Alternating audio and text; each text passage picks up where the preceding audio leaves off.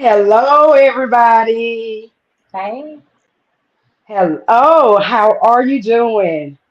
Okay, so y'all know that we were coming. We're always running a little late, but y'all know that we are always going to be right here on time. Neil, of course, he got everything together. And I'm just going to open us up with just a little affirmation. And the only thing I could say, people, full moon. Pay attention to the full moon. Pay attention to what types of moons we're having and what type of effect that it's going to have on you. Because, see, this moon right here is producing a lot of emotional baggage on people. So you may be having like a bad day. You may have people coming at you all kind of ways. You're not understanding why. Well, it began on the 14th and it's going to go all the way up to the 16th. 17th and 18th, it's going to be a time for you to reflect and get back yourself. So pay attention to it and always remember, reflect and get back to yourself. So let's have a great time on Uncensored Minds. So this is Uncensored Minds episode 79. As you can see, everybody is here except the shit starter. As you know, he'll be in sometime tonight. So sit back, relax. We got a great show for everybody tonight. Got a special guest that's going to be talking about mental health, talking about their foundation. I can't wait for that segment. We also got a segment from Aisha that's going to blow y'all mind. My mind blown already. Then we got Karen. Then we got Karen D. Nell with her corner. And in that corner, you know that's going to open up a different. That's going to open up Pandora's box, and that's going to get us all to talking. So just sit back. This is episode 79. Let's enjoy. All right. So the icebreaker question of the day, right, is what do you miss most about high school? Right. Best high school memories. Were you both miss Man. high school? How long has it been since we've been out of high school? Man. I graduated in 96. Bartram Motivation. Woo, shout out to all my Moat family. Hey, Man, listen, I miss high school so much. Like we had such good times at our little branch of Bartram. We all still actually keep in touch with one another. We all still have really close relationships. So I just miss, just being a carefree child, honestly. You know what I mean? Not too many, adult responsibility at that time. And we could just, have fun and, enjoy each other and just, have the no nonsense stuff that, we have sometimes as adults. So that's what I miss. what about you, Karen? I miss, I Hold was up, in hold flat up, core. hold up. I wouldn't be going along the lines of what the shit started. This is gonna be the shit starters segment. How long has it been since you've been out of high school? Tell the shit so they can kiss my ass. Wait a minute now. Don't y'all get me started, okay? Number one, I am not ashamed of that because I am proud. I am a proud class of 1983 of Thompson High School, the Thompson Bulldogs. I would never be ashamed of that.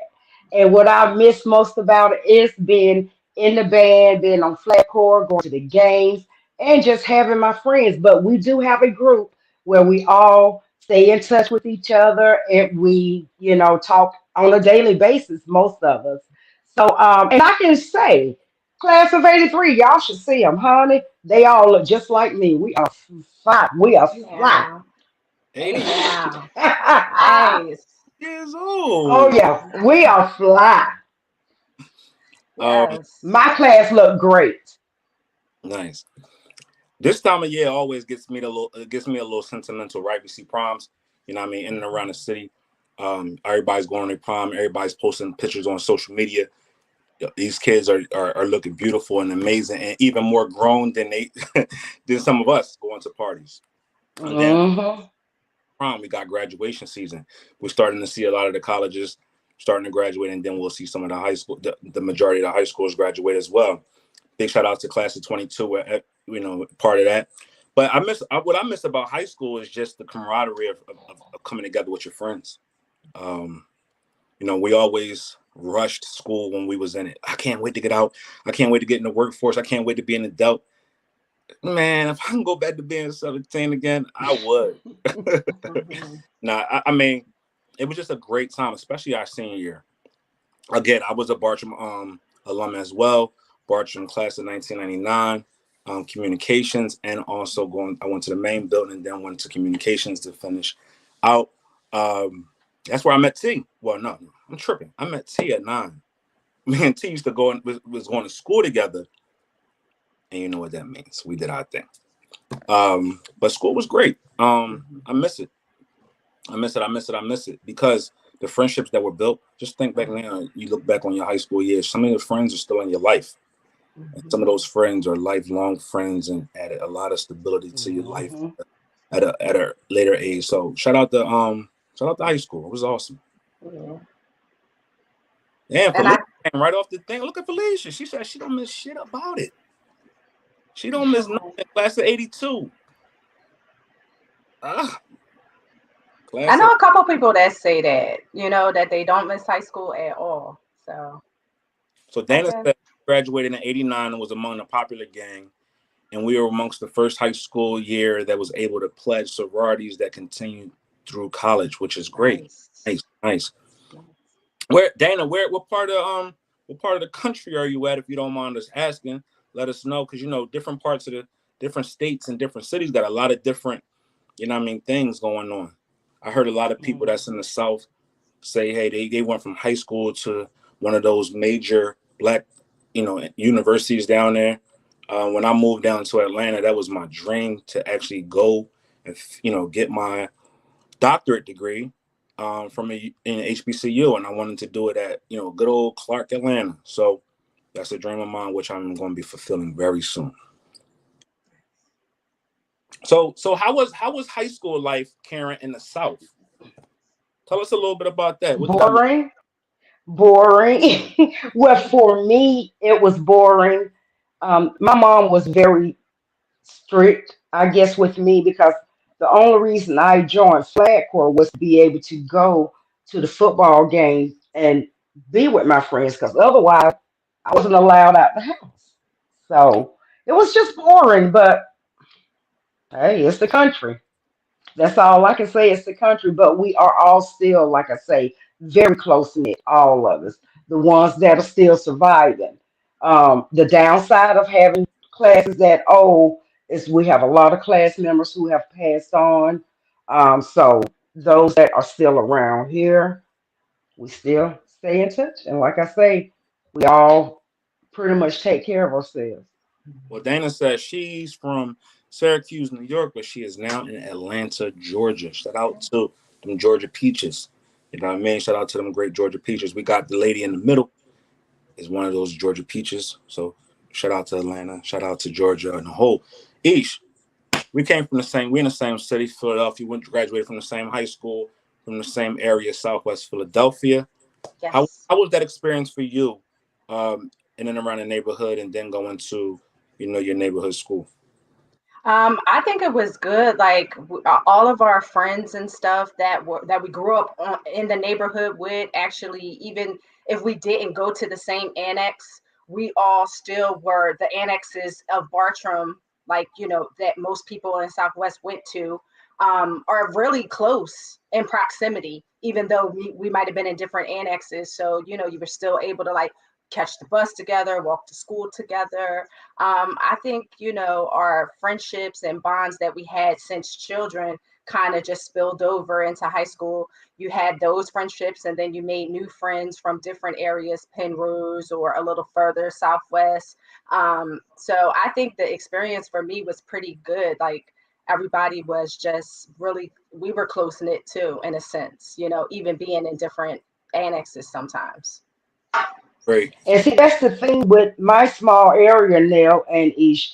We only had one high school, one middle school. I mean, so, we didn't have a whole lot of schools, to like really be friends with. I mean, the surrounding counties, instead of being friends, we were always rivalries with them for whatever reason.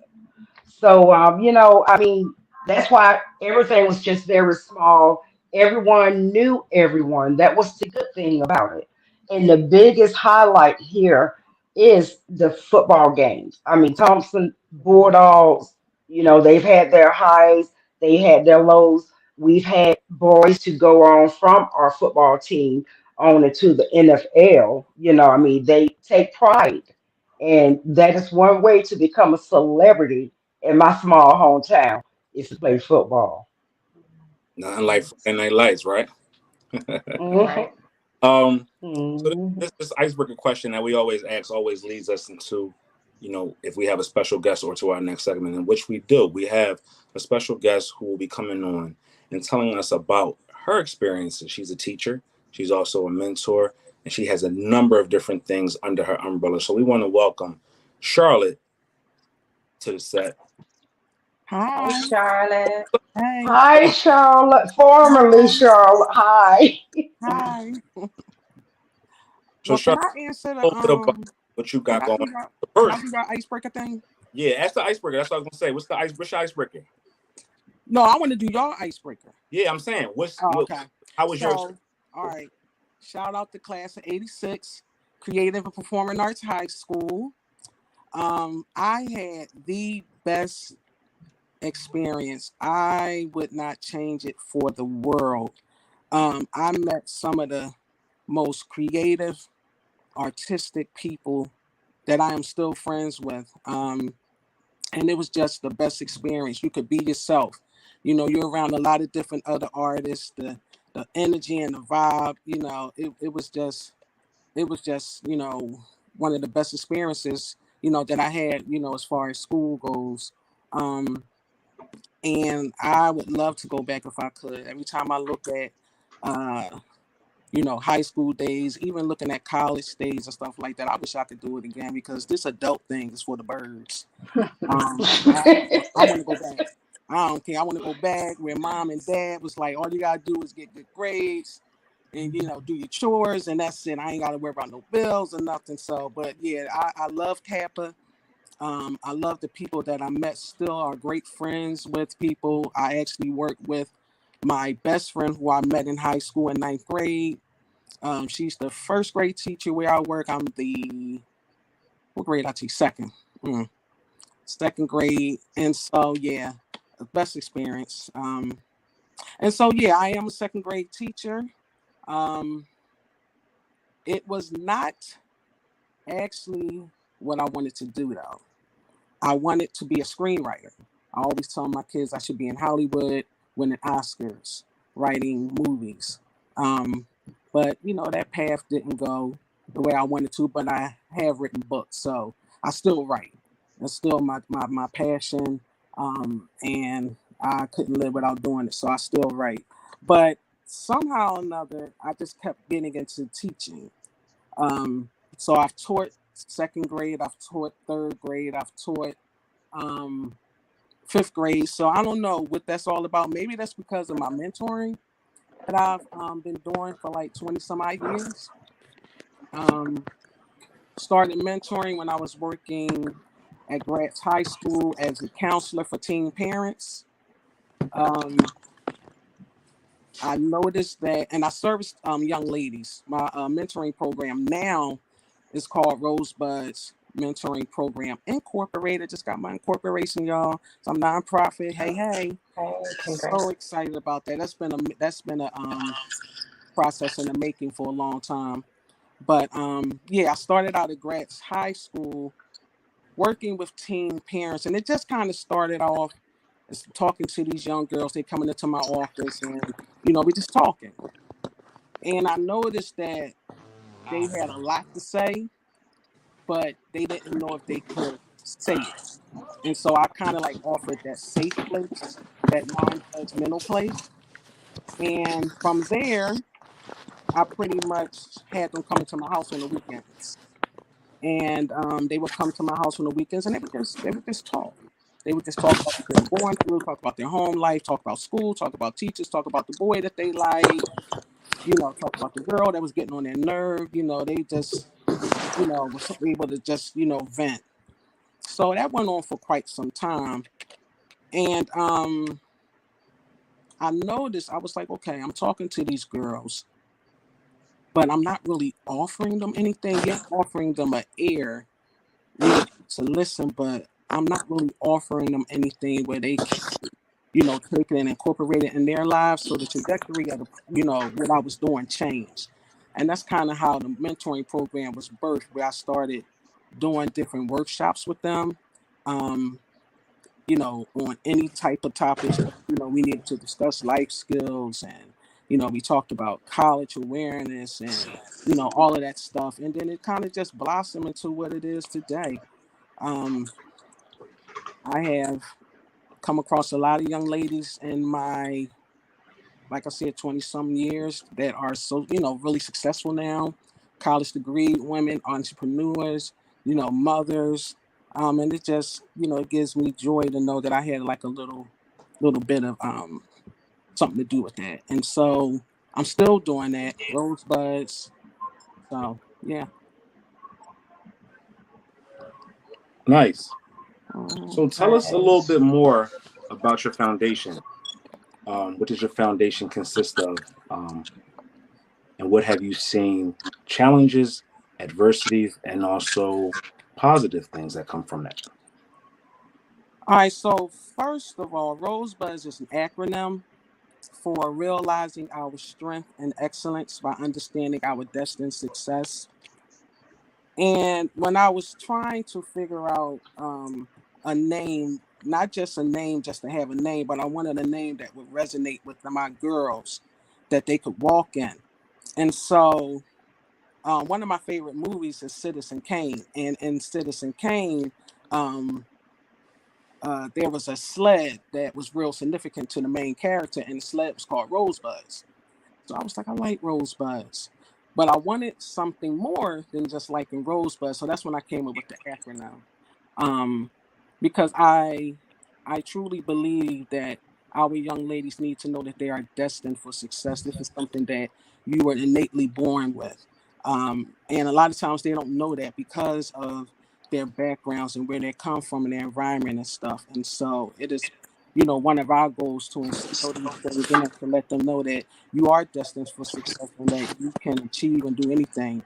And so, we do that through workshops, we do that through outings, we do that through connecting them with people that can show them different ways of doing things and being successful. So that's like one of the joys and perks that I like to see. Challenges um, come with really trying to get their mindset sometimes to change, because a lot of times their thinking is generational, and it's like, okay, I can impact this student, but then you're talking about impacting the family, and that can become challenging. So that's why we try to get the parents and things involved too, so that they can also make the change that we're trying to make in their daughters and things. And sometimes it works and sometimes it doesn't, but um, we just keep pushing and keep doing what we have to do to do that. And so, but through all of those, through those challenges and things, uh, it's still wonderful to see these young ladies grow. And like where I work now, I do the program with kindergarten through eighth grade, and they love it. They love every time it's their time. We having girls group today, Miss Murray. We having girls group. Because it's something that they got to look forward to, and it's something that's consistent, which we don't a lot of times see consistency in our kids' lives, our young people, and so it's that consistency. And even on those days when I'm like dead tired, I don't feel like it. When they come to me and say, "Miss Murray, we doing girls group," I'm like, "Yeah." So it's that's just it's just I guess this not wanting to teach thing, even though it's not a traditional teaching where I'm in the class, I'm still teaching. So I guess that's just probably was my calling, and I didn't even know it. So, So so how other than yourself being a teacher, being able to impact these children on a daily basis because you're inside the classroom with them, what can we as their next door neighbors, their friends, their family, and just even just being people of our community do to help further that? well. besides like workshops and stuff, I am a big component on community service, believe in giving back, teaching them, how to give back, teaching them about philanthropy and teaching them about the power of giving back. And so we do a lot of that. We do, I'm real big on literacy. And so we have a book giveaway twice a year, and where we always ask for donations and stuff for books. And like I was telling Aisha, Yes. I was telling her that on Saturday, actually, right down the street from where I live, we're having our first book giveaway for the community. I just believe in the power of books and children just reading. And so I just that's just like my thing, not because I'm a writer, but I just believe that it just opens so many doors, to the imagination, which a lot of our kids, because of this technology thing, imagination is like taboo. It's like, what is that? And so, offering them books, and not just the kids, but the parents, because when you see your parents reading, then that'll give you initiative to want to read. So we do that. I partner with a couple of schools in my community, where I give Thanksgiving baskets, coats, and stuff like that. So, helping how the community and stuff can help is just investing in those programs, helping us help other people, helping us to you know, help someone along the way. Um, you know, Especially when we were going through the beginning of the pandemic, it was a lot of people that was really like going through it as far as food and stuff. And when we were giving out just those little small, Thanksgiving baskets, they were so appreciative. And so, my they the saying is, if your dream doesn't scare you, it's not big enough. My dream is just so big that it's gonna do so much. Um, for my community and beyond. And so, yeah, that's how people can help us just, just soaring, into what we're doing now and, just helping us along the way. Nice. I heard you talk about involvement, not just sitting back, but putting our feet to land. And I mean that's one of the ways to help. So, on behalf of Uncensored Minds, Friday Night Lights, I would like to lend my services or lend myself to any calls that you may have coming up. If you need any speakers, any mentors, anything like that, please count in. I'm willing to help where okay? Well, okay, I'm gonna hold you to that because I'm actually starting my mentoring program for boys, and I'm hoping to have that up by the end of the year. Impacting these girls is great. Impacting these boys is even greater. And so I'm looking to start that too. I can talk to boys, I can give my opinion, but I'm not a man. And so we need positive, strong black men to be, at the helm and helping these boys. So I would love for you to, take part in that. I'm gonna take it one step further, and I'm gonna actually not only invite myself, but also my brother. He's turning 21 years old next month, and I think it's a lesson only to the kids, but also to him to see exactly where he came from, and some of the things that he may have missed from having an older sibling and then having a parent who was there, but also being able to be relatable. Someone who was closer to their age. Absolutely. I'm not as young as they are, so they may look at me and just say, "Oh, you're an old guy. You don't know what we're going through these days." But bringing somebody that also can speak their same language and do the same dances that they do would also be a godsend. So you will have both for whatever it is you have coming. Okay. Thank you so much. Ladies, anything else that we have for Charlotte? Anything else from the audience that questions? Hold up. We got to put you on the spot here. We have on our panel who are hosts, authors. Heard that you were an author. Yes, sir. You gotta put up a book or something so we can support. Right. You know what I mean? Now, see, I got my books, but then I had to get up and run over there. You supposed to come. Nah. I know. Come prepared. I know. You supposed to come prepared. How we supposed to support you if you ain't got your stuff out? I do have it. It's just not in front of me. It's here.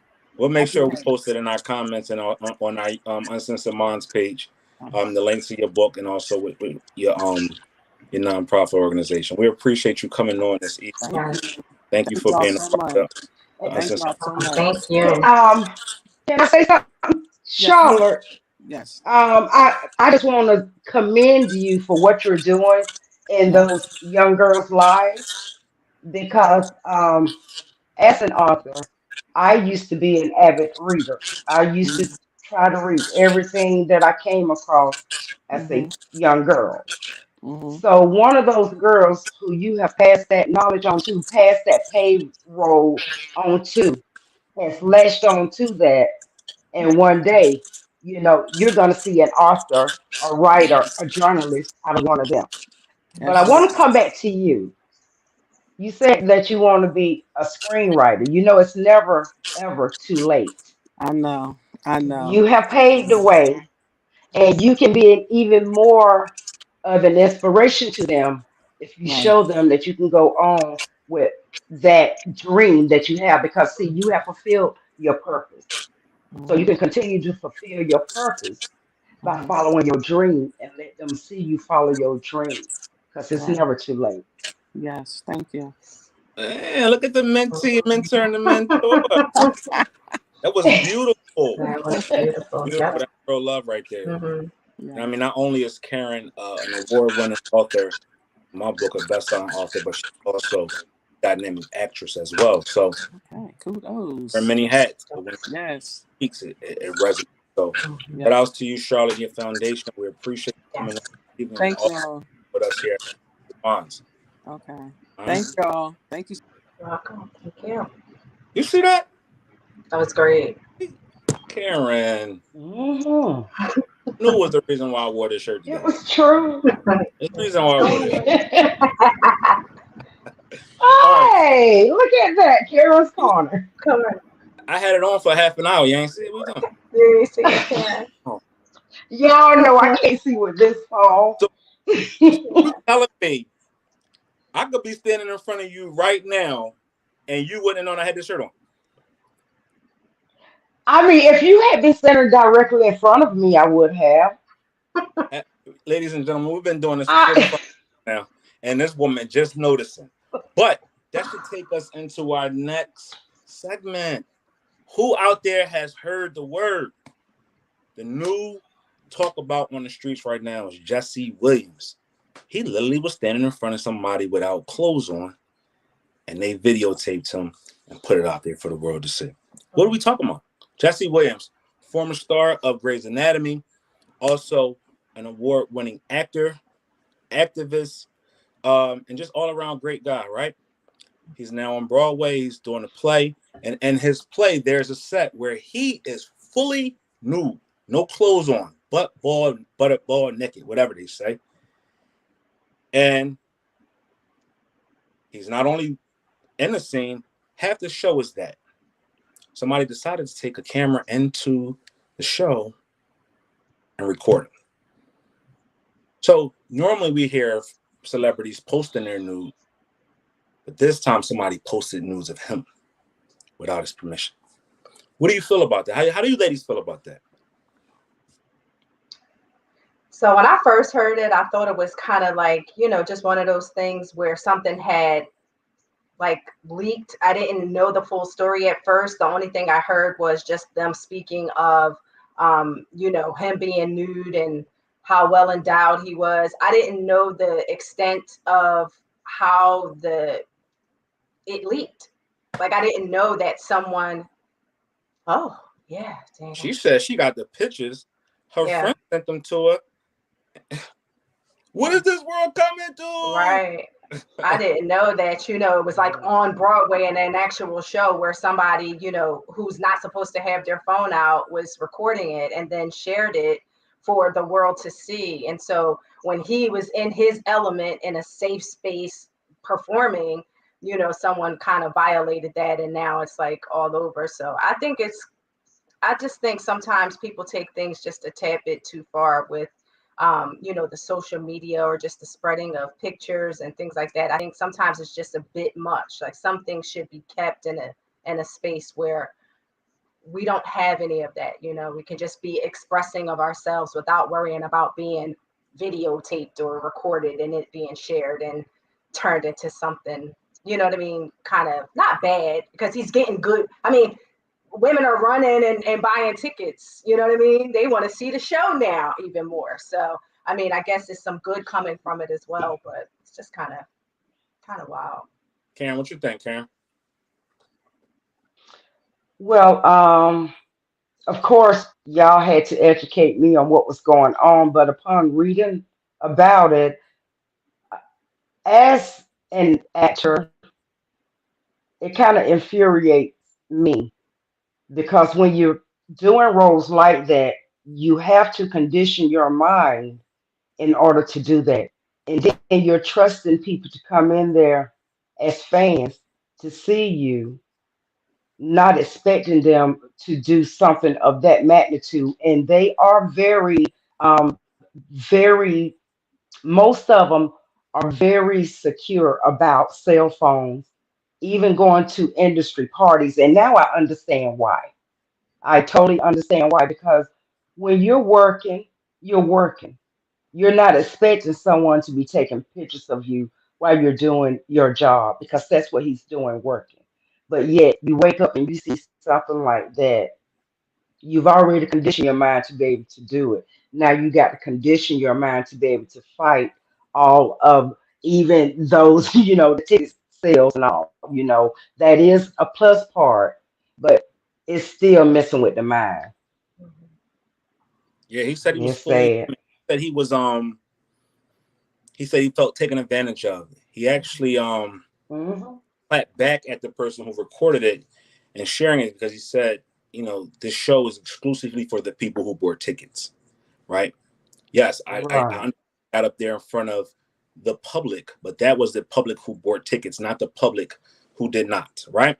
Also, I got a family that needs to be respected. We don't understand the magnitude of Hmm. the things, how it impacts our family when we put certain things on social media. We put it out there and we are oblivious to those that are around us. You know what I mean? Just think about in 10, 12 years when his kids become older, that's something that's always going to be out there. Hmm. They get backlash for that. That's why, I tell people, be very careful what you post on social media. Yeah, it could be deleted, but once it's out there, somebody got it. It's out there. Yeah. Don't be so quick to post yourself in vicarious situations because you never know how that might impact you and impede a process that you're trying to get to at some point in your life. You might have at one point been at a low point in your life. It happens to us, right? Or you might have thought that was cool, acceptable behavior, and then we grow up with our mindset changes, our behaviors change, and we say, all right, we want to change. We go get a job. Now those jobs are starting to Google us. They Google us now. Your resume is your resume. You know what the real resume is? Hmm. Media accounts. They're looking at your social media accounts. They want to see what type of person you are, by how your posts are, how they gauge the temperature of your post. Is this person a positive person? Is this person a negative person? Is this person flip floppy? Does this person spend more time on social media than they do, you know, in life? And these jobs now are using it. So just be very careful with y'all post and the things that y'all share with certain people. You never know who hands these can end up and how bad of a situation it could be for you. It's almost like leaving your social security out there on the table Mhm, for mhm, everybody to come look at. We all know to guard that, right? That's how it is when it comes to ourselves. Guard ourselves because you never know who's once in the wrong hands, how those things will be played out. Anybody anything else on that? Hmm. Go check out the Bulls play. It's playing on Broadway right now. Look it up. They said it's a really great show. I'm sure he's still naked in it. That's his role. So if you want to catch a glimpse of Jesse and his you know what I mean, his big part, play on words, please. Go look him up. Go check him out. Go support his play. You know what I mean? mhm. Um, let's see some of the comments right now. That's fun. Tara said a friend of mine lost her job because of Facebook and the things she did in her past. Yeah. Yep. Yeah. That's right. I'm That's gonna give you right. a brief story about an incident that happened to me. So I was in my last field before this one that I'm in now for like 19 years, right? So I was kind of pre Facebook. Facebook was just starting in 2003. We had it wasn't where it was now. Instagram definitely wasn't around. Twitter wasn't around, and things like that. Um, so I didn't have to go through those checks. So 19 years in the banking industry. When I left that and went into a whole totally different field, you know, it was funny because I actually was when I moved to Georgia, I actually applied for a couple of jobs down there just because I was going to be down there. And the girl who interviewed me said, "I went on your Facebook and you got some really nice pictures." So and this is the person that interviewed me. I was like, "What that got to do with the interview?" She was just like, "That's a protocol now. We A person can write the greatest resume. They can have the greatest references. We want to see what real life looks like because real people play out their real life on social media." And I said, "Wow." She was like, "Yeah." She was like, "Good thing you had nothing disturbing on there. You pretty much kept a positive tone throughout your posts. There was no derogatory things towards women, towards the opposite sex, different races, because that's looked upon as well. You got to work with different cultures. You got to work with Everything. different people when you're working with these companies. So they want to make sure that you're not being racist. They want to make sure you're not sexist. They want to make sure you're not a predator. They want to make sure a number of different things. And where do they find this information at? Social media. Social media. Mm-hmm. Media. Just In think. fact, Neil, I took a business course and back in 2017, and one of the things that the students there had to do, because mine was clean already, but one thing they had to do was they had to go in and remake their social media pages because some of them had such awful things on there, and they told them, they said, no, you cannot represent with a page like this. We are reprogramming you for people to want you. So they had to go in, wipe out their Facebook, their social media, and restart another one because they said, that's the protocol, like you say. That's the first place that the potential employer is going to go to is your social media page. Happened to Kevin Hart a couple years ago. Remember, he was supposed to host the Oscars, and some anti-Semitic post that he posted about his own son. He just said, "I don't want my son to come home gay," and that's something that was in his household that he can That's control. right. There was a backlash that they made him apologize, and he said, I will apologize, but by no means will I change what I said. I stand on that. That's my child." Hmm. And he didn't host the Oscars that year, and he stood on that. So, what I mean, it could have a negative effect. It could have a positive effect. Just be careful what you do out here on these social sites. Be careful who you sharing yourself with, and privacy, because sometimes these Hmm. people have the same intentions that we did when we sent them. Things can get nasty. Things can get ugly, and they go public. Hopefully, you're dealing with somebody that's mature enough to understand that once it's over, delete them, just throw them in the trash or whatever the case may be. But if y'all like Jessie Williams, you'll get a lot of more people coming to your show. Love it. So, all right. Um, what else? We got a lot of great show tonight. We're waiting for T. Hurry up, get in here. But let's talk about Atlanta a little bit, right? Atlanta is a hot city. Um, at this time of year, it's called Hot Atlanta. You know what I mean? It's hot, it's popping, it's vibrant. People that don't live in Atlanta always want to visit there. It's probably the second and third most attractive city in the states, right? You got Miami, you got Atlanta, you got LA, you got Chicago. Everybody that somebody wants to be in Atlanta. Atlanta is popping, it's vibrant, it's young, it's new, it's fresh. Um, Rappers from there, right? Music scene is popping. We got individuals like Usher, Monica, who else? Bow Wow. right now is down there. Even though he's not from Atlanta, he calls Atlanta home. And you got a number of different artists who call Yeah. Atlanta home. Karen's girl, Big Lotto, is from the Atlanta area. And then we got these gentlemen right here, the YSL camp, represented by Young Thugger and Gunna, who just recently this week are facing RICO charges and also a number of different charges brought forth by the Georgia government. What do y'all feel about that? Karen, let's Bro, start with you. I Karen. was shocked. Huh? I said, let's start with you. This is your neck of the woods. What's the temperature looking like down there in Atlanta right now, in regards to these young gentlemen that's got picked up for these charges? Well, I don't get out there, but I was quite um kind of taken back. But then I don't know Ghana, but Young Thug, I know him, and I'm not surprised by him. I'm really not surprised.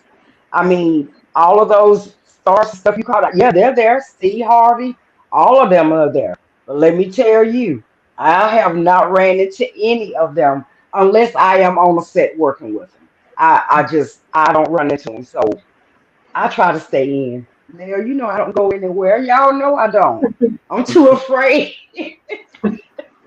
I mean, I've been invited to a couple of industry parties. I went to one, stayed 45 minutes tops.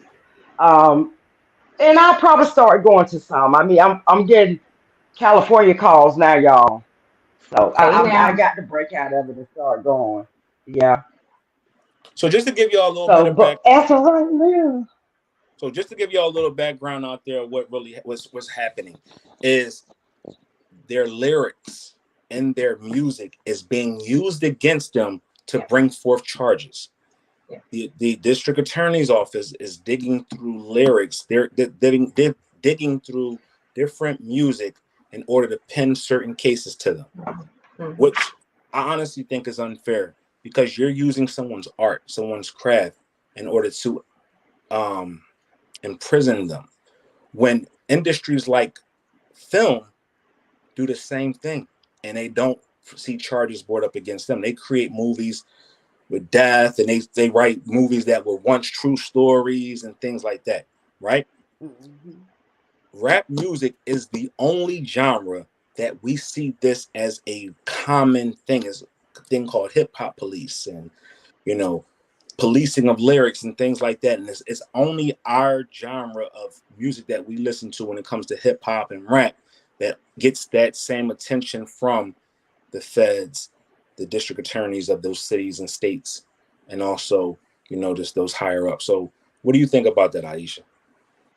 Yeah, this is crazy. I feel like the lines are so blurred here with the professional and the personal lines. It's like they've gotten to such a level of stardom that you would think that this type of behavior, the things that they're being accused of, all of the laws that they're breaking or allegedly breaking, I shall say, you would think that they would leave that kind of stuff behind them and now, kind of transform into this stardom, you know what I mean? Because now they're fumbling the bag. You go away, RICO laws, you know what I mean? You could do some major time with these type of crime allegations that they got going on, and then they're pulling from their lyrics. They have witness testimony. They have grand juries that have spoken out against them, and they're just piling it up, piling it up. And we talk about murders, shootings, stabbings. They supposed to have stabbed YF and Lucci in jail and wanting to kill him, and it's just so much going on, and they're being faced with so much that their careers literally could be gone. And it's like, is it worth it to still continue to this type of behavior, even if it's not you doing it per se, but your affiliation with whoever, you know what I mean? Is it worth it? Is it worth it in exchange for your career and things to just go south because of it? You know, Hmm. I always got my opinion about something, and I'm gonna take aim at the district attorney right now, Fulton County. This young lady used the center of influence that is hip hop and this community of music and culture that is us to help get elected, only to then turn it around and use that against these brothers to bring charges. It's almost like a catch-22. So you use me, my influence of a person of my status as a rapper, a big voice in the community, right? To help get you elected. But then once you get in there and you get comfortable, then you use that same power to bring me down. If you're taking that stance, leave me out your campaign. Don't allow me to help you get to a place where you're now at that's going to use that against me. Right? That's one of the big things that I had a problem with when it comes to politicians or anybody using somebody else to step on to get to the top and then shit on them at the end. But another thing that we got to recognize is that's her position as well, to serve and protect the people of Atlanta, Fulton County, or any other county that she jurisdicts, right? So what do y'all think about that? Yeah, see, now I wasn't familiar with her utilizing the culture to gain her, her being elected into her space. I think that's a tough place to be in as well. You know what I mean? Because again, like you said, she has a job and a duty to perform, and whatever that may be, even if it means, going toe to toe with someone that you utilized or just a culture that you utilize, it just means it's something, a hard task for her to have to face, but it's something that she has to do. Now that we got the whole cast here, the whole panel, right? This question is for everybody. Do you think what you've done in your past should be used against you in your present or possibly in your future? If it's a murder. If it's a murder. So you telling me what I did when I was 17, I should get charged at 41? If it's a murder. Hey, you telling me that? If it's a murder. You help me. Yeah, because there's no statute of limitation. You help me. No, he didn't. No, he didn't. I need to break this down, man. No one did nothing. Hold on now. I need to break this down. I just want to say, what's up to everybody. It was a lot of traffic. It was a lot of traffic going on. When it get a little hot outside, everybody don't know how to act.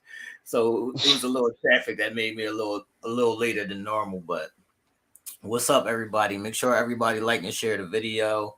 Subscribe to the channel, all that good shit. But I need to get into this because I was talking to my son.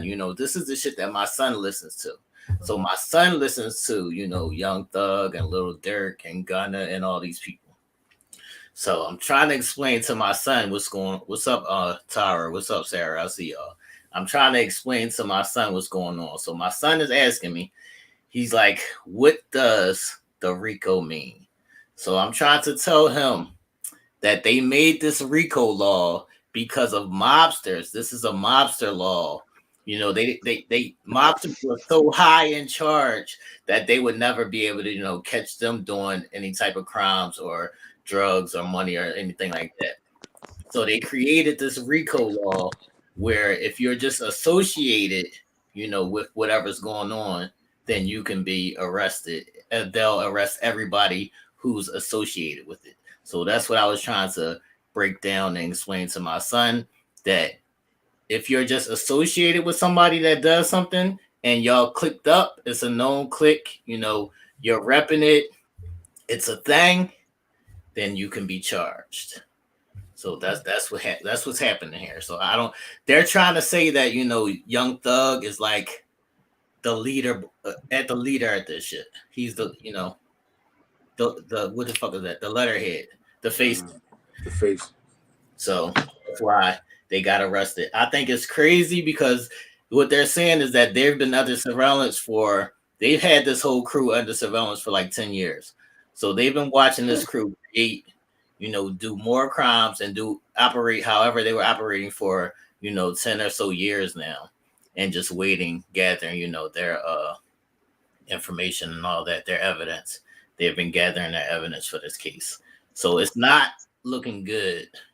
Even though they're far removed from whatever's going on now, it's not looking good for, Young Thug or Gunna. And so you hear that? You hear that, Karen? If I do something, you can go to jail. Right. Because you are now part of my world. So if I step somebody at work tomorrow, they coming to get you on set. Right. Yeah. Well, you better not do anything then. I'm going You to better do not it. do anything then. I'm going to do it. So it's We better all stay good. I got an insanity report already in my jacket, so I'm getting off. You ain't. It's all under the YSL Umbrella, which is what their crew was called. So if you see, I see Maryland in the comments, I think, with the snake emoji. That's like their logo. Right. So the YSL thing is like that's their crew. So anybody who was associated with that, they're trying to take all of them down. And this is also,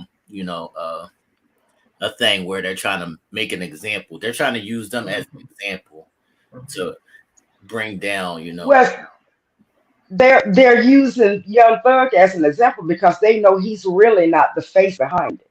Right. And he is not gonna rat on the one who is really the face behind it. Because he know better. So he's eating that. But not only that, they're using them as they don't like to see us black men be this rich and successful. They don't like that. They don't like that they know you. They don't like that they know you was out in the streets, doing whatever. This, even if it was 10, 15, 20 years ago, they don't like that you're, ahead of them in, society now. They don't like that. Right. The popularity of Atlanta really took shape over the past 10 years? Right. 10, 12, maybe 12, 15 years, maybe. But for the past 10 years, Atlanta has grew in popularity. Where do you think that's come from? The hip hop community. Right. Also being made popularized by these what are those things called on TV? Like the Real Housewives of Atlanta. Like people want to come down there because they want to see that. They want to be reality TV shows. Like reality TV shows. Like everybody that somebody now moves to Atlanta. The music scene has made it pop, and everybody sees the success of these brothers, and they doing it, and it's popping, and it look good. They driving hot cars. They got money in their hand. They wearing the Flyers' latest clothes. You know what I mean? So it's a gift and a curse. You big up your city. You bring millions of dollars and new revenue to it. But then too, you're under the microscope in the hot seat to be targeted for doing just that. You know what I mean? Be careful. And no, the double-edged sword in this is I see people in the comments saying, well, they shouldn't have put it in the music. All right, so if you don't put it in the music and then you try to go back to your block, you can't go back to your block if you're not repping your block. So it's like a double-edged sword. You know what's crazy? Great point, T. At a certain point, you can't go back to your block when you've become even a little bit of successful, or what the block deems you as being successful. You could have moved off the block, or you could have went to college or got a job, just got a regular job, and you driving a somewhat nice car, and the block won't accept you because you're doing a little better than them. Right. So it's crazy how we glorify the hood. We will glorify the hood as if it's this most glamorous place, but it's really a place of unrest and no love. Right. You know what I mean? You get a little bit of love from the people who genuinely love you, but for the most part, if you have the opportunity to move out the hood, yeah. As soon as they see you doing better than them, then all that love shifts. All that hate, man. Yeah. People build you up to a point. They'll get you there, build you up, and put you up there. But then they the first ones that's so quick to tear you down. Be careful with that success ladder. People will propel you to the top and love you while you're doing just enough, a little bit more than they are, and then the moment you make it and they find you to be a little bit more successful than them, they'll try to tear you down. They'll defame your Yep. character. They'll spread lies on you. That's when them pictures start coming out, Neil. Right. Lies on you. It just be the unnecessary. They'll have a story about you that don't even be true. It gets crazy. Mm-hmm. It get real crazy out here. But Mm-hmm. life. So so let me ask the ladies, do y'all think that this is a fair situation, that just because I might be cousins with somebody in this crew. So just because I'm cousins with somebody in this crew and I interact with them, I could be roped up in this whole RICO thing. So do y'all think this is a fair thing, ladies? I see it a lot. I Absolutely don't think not. I so. mean, no, I don't think it's fair at all. And I mean, I'm not very clear on what the RICO law is, but somewhat clear on what y'all saying. Anybody affiliated with them will go down. I mean, I don't see that as being fair at all, unless they have proof of the people actually taking part in the crime. I mean, I just don't see how that's fair. But you were in the legal field, Aisha, so you would understand that a whole lot better than I would. Yeah, the feds is crazy. Like as far as their investigative processes, they years and years and years of investigation, grand juries, phone taps, wiretaps, things like that. The people that are associated that get drawn into federal indictments, it could be the smallest little thing. You could have had one single phone conversation that was nothing about what they think it's about, but they're going to tie it in somehow, and you're going to be tied up in an indictment. Um, but I feel like a lot of times they do pull individuals who are just associated with it, and they are going to make them out to be a major target. Right. It happens a lot. Wow.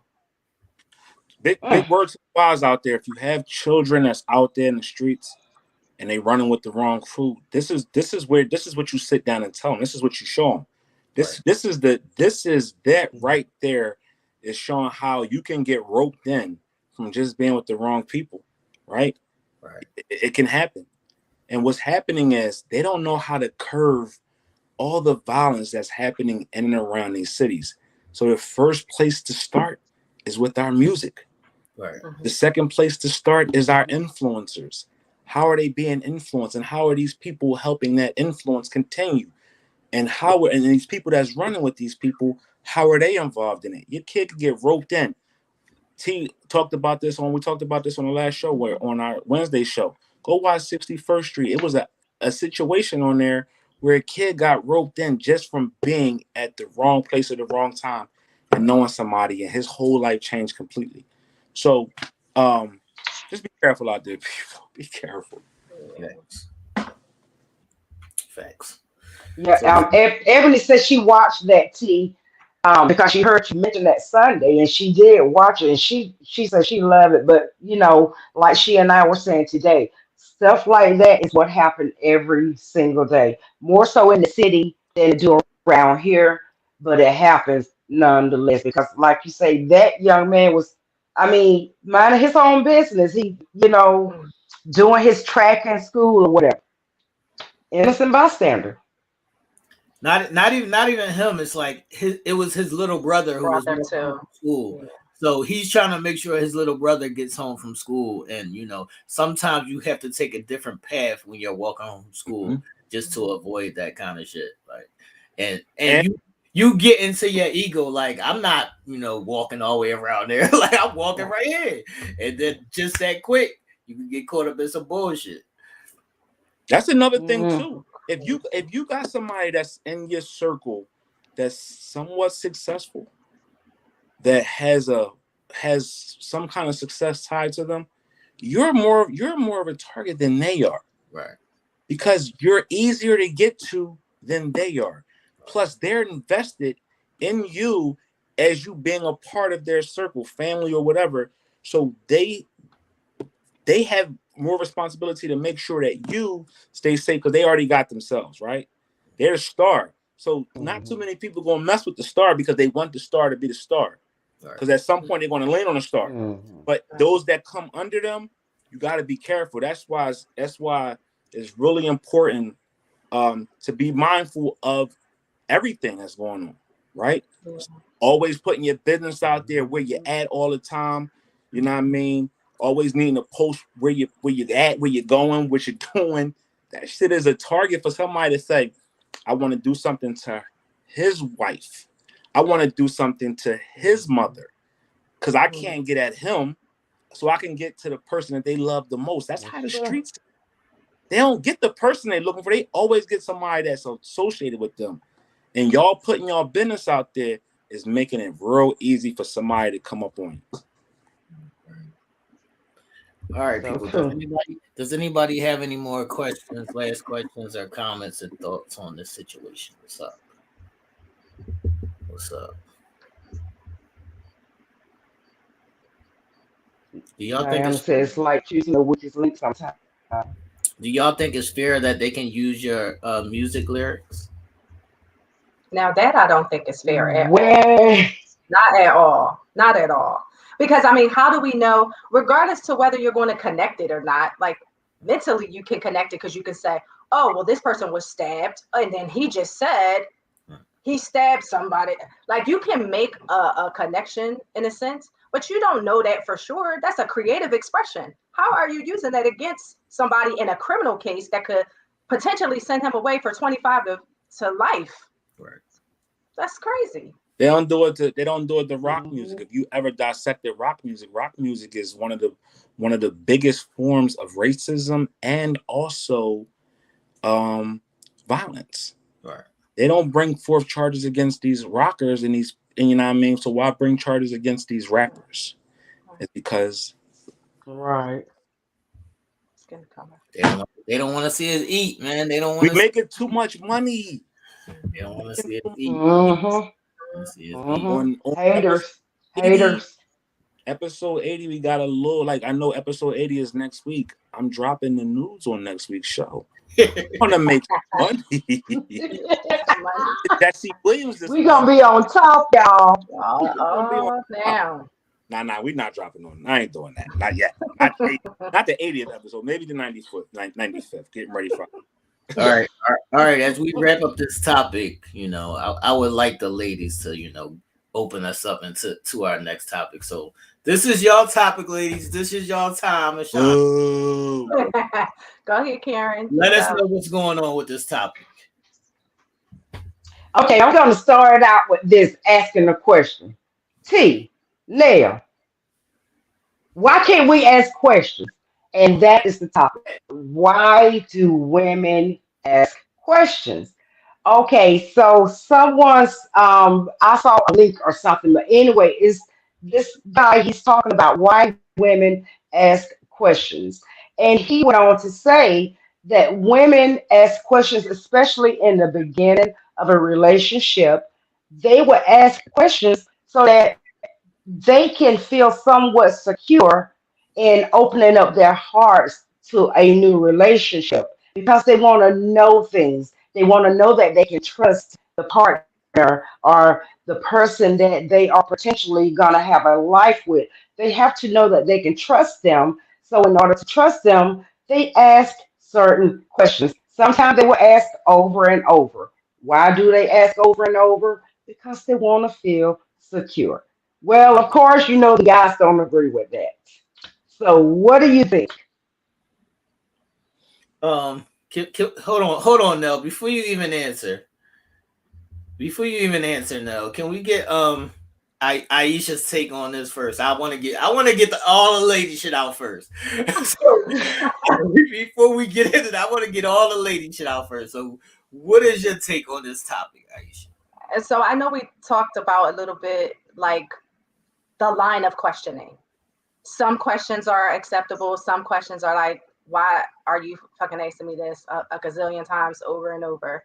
But I think when you're learning and meeting someone in the beginning stages, you're going to ask questions. You're going to get to know that person, but you should be taking mental notes as well. So those same questions don't arise again. But when you're already in an established relationship, I feel like sometimes certain lines of questioning can come from a bad space. It could come from a space of trying to, be nosy or try to, start some shit, or, possibly just trying to antagonize a little bit. So I know that a lot of the guys feel like, don't question me because I'm not a child. I'm not your child. I don't need to answer this line of questioning. And therefore, he kind of just shuts down. And then the woman, of course, then feels, we're not having that. You're going to shut down. You're not going to answer my questions. Then it's going to be a bigger fight. So I feel like it just depends on the line of questioning. Okay, can we just address this first thing? This first thing I just want to address. Why does this line of questioning come in like 2, 3 in the morning? That's all I want to know. That's when a mind thinks the most sometimes. Why does it come at like 2 or 3 in the morning? Like, I'm trying to go to sleep, and then you want to talk and ask me 50 questions at 2, 3 in the morning. I want to know why do y'all pick that specific time? Like, y'all pick the wrongest times forever in the day to ask questions. Well, I never ask questions that time of the morning, T. I'm not going to ask any that time of the morning. But I mean, I would ask questions. I will. Okay. Yeah, I think the mind is racing at that time. I think the next question to piggyback off of T is not just answering the question at 2:30 in the morning. Why ask the question when things don't seem to be going good? Like when things are great or things are going solid, there's no question. Everything is all great. But the moment you get in your feelings, you want to throw these questions out there. Why is that? You just said the magic word, feelings. That's the thing. When those feelings strike, then yeah, the questions are going to come. Again, as he said, they will ask questions until they feel secure. So something obviously has happened to bring a break into that in order to make the person ask the question. I Okay, mean, and of course, guys are never going to agree with that. I'm not mad at the question asking. I'm not mad at the question. I'm mad at the timing, and I'm mad at you might not be certified in a position enough yet to ask me certain questions. So it's like you have to put enough time in, or like you're not qualified to ask me certain questions. Like when I first meet you, like you have to earn that. So I think it's a timing thing. I don't think it's a problem with you asking questions. I think it's just a timing thing. Right. I don't have a problem with the questions. It's just certain questions that be kind of crazy, such i.e. Monday through Wednesday, it could be, I love you, baby. I love you, baby. I love you, baby. Here come Friday, because I said something Thursday or I did something Thursday that you didn't kind of agree with. And then here come Friday. Well, oh, can I ask you a question? What's up? Where we stand? What we doing? What we got going on? No. It's throwing me because I'm like, you was just in love with me Monday through Wednesday. No, it ain't that. Look, Nell, Helen said how. All right, this is how, Helen. Say if I just met somebody, right?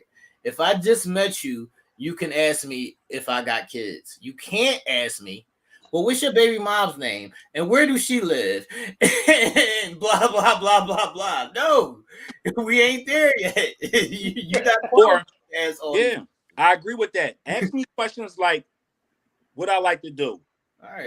What's my aspirations? What's my goals? Don't ask me, well, why are you single and when was the last relationship you was in? Does it matter? It's me and you trying to build.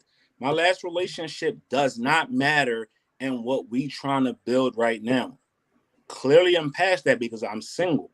I clearly don't want that because I'm trying to holler at you. So it just be the questions we all know that questions are needed in order to learn each other, in order to see exactly where that other person's head is, to see what that mental is like, and also to see exactly what you got going on. But I think those questions are being used, or those times are being used more or less with a kind of a malicious intent. Questions we all know is a building block to success in anything, right? But then it comes a time when certain things are used as a dig and not as I'm trying to gather information so we can be secure. It's almost like you just nitpicking at this point. Right. And you using it as your defense mechanism in order to just whatever. And not only that, I do feel like certain times I'm grown. Like, don't ask me, like, don't keep asking me where I was at, what I was doing, because I'm not going to ask you that. And that's going to be that's going to be different in every relationship, because I know some people that do that and they are comfortable in that. But if I'm not asking you 55,000 questions like about where you was at, don't come asking me 55,000 questions about where I was at. Yeah. So guys, and again, that's Go ahead. sorry. Go ahead. Well, I was No, I was just gonna just say that comes in what each says about that depend on the question, how early, why. Like T, you say they have to be certified. If they're just getting to know you, then no, it's not their business about your children's mother and stuff like that. Um, I mean, it just depends, like you say, how long has the situation been going on? And then you want to look into if that's still a question, then there's got to be a reason why there's questioning. Then those people have to look at what's going on. Right. All right, But so I mean, what? that's cool. So how come when y'all ask us a question, we answer it, then we ask y'all a question, y'all answer the question with a question. So we building and you saying you're questioning me because you're trying to get answers because you want to feel secure. How come when I ask questions, because I need to be secure and I need to feel comfortable, when I ask the question, it's always the same question thrown back at me. It's never answered. No, that's because they don't have an answer. They don't. That's why. They got an answer for everything else. How come they don't have an answer for that? They don't have a comment was 9 times out of 10, we already know the answer to the question. We just want to hear from y'all. So if y'all have this preconceived notion that y'all got the answer already, what's the purpose of asking it? No, let's break that down. So again, that depends on the question. Let's break that down right there, where she says we already know the answer. You think you know the answer. Yeah. You assume that you already know the answer. Sometimes you might know the answer, but most of the time you don't. You just fishing. And then they may know the answer, but then they want confirmation on it, or if I know the answer, they feel like you not telling the truth. So they don't keep asking. But if you feel like we're not, hold on now. Hold on now. I'm gonna stop all this bullshit right here. If I go outside and I know that it's hot outside, I'm not gonna come in the crib and be like, KD, is it hot outside? No, because I fucking know the answer. So stop that bullshit. That's okay, T. Obviously, you wouldn't ask that question. Again, it depends on the questions. So it depends on the question. So what about when the question is actually answered, right, but it's not answered the way you want us to, or in the verbiage that you want us to answer? How come feelings are then hurt? Because if I answer the question and answer it the way I want to, how come that is now made a problem as the way you answer hurt my feelings, or the way you answer it, I ain't like that. Then why ask me a question? If you don't want me to answer it the way I want to answer it, then why did you personally ask me? No. Yeah, that's why I don't do the questions too much. I mean, just for that specific reason. Look, no. Because if it's not the way that I want it to come across, it's going to go into a whole totally different direction. So it's just like, stay away from them danger zones, because it'll go there. Y'all walk your own selves into bullshit. Listen, just like Ebony is saying, questions are a part of opening dialogue. It doesn't have to be, though. Can you doesn't have to bring more? But it is. Technically, it is. When you're getting to know people. I can have plenty of conversations without asking you questions. Open your mind. Well, that's the male versus the female. We are made differently. We are made that we want information. We feed off of information. Guys, you don't want that. You don't need that. I mean, we are just made on different components. if you say y'all feed off of information, how come different when ways. the question is then posed to you, any question, it's always reciprocated with another question. You totally disregard what I asked. Right. And even still, if y'all want information, you can gather information without asking a question. That's what I'm trying to tell you. There's other ways to get answers without asking a question. Yeah. Well, I guess that depends on what the question is again, T. I gotta open y'all brains. That's all. Open it up. Open it Well, up. What we saying okay, well, just sometimes try to have compassion for the questions that are coming sometimes. If you care about them, have compassion. Now, T, like I you agree. say, if it's somebody that is not certified there yet, then no, it's not even worth it. But if it's somebody that you consider certified or whatever, then sometimes you got to entertain what they are asking. I agree with you. You said a mouthful. But don't be redundant. Don't be redundant. I agree with you, but don't be redundant. She said a mouthful. You actually made a very, very valid point, right? You said be receptive, right? Open your mind up and just be receptive. Isn't that what we've been saying throughout these topics? But you women say, well, you got to present it to me the right way. Yes. So we said the same thing. We've got to the same point. Be receptive, be open.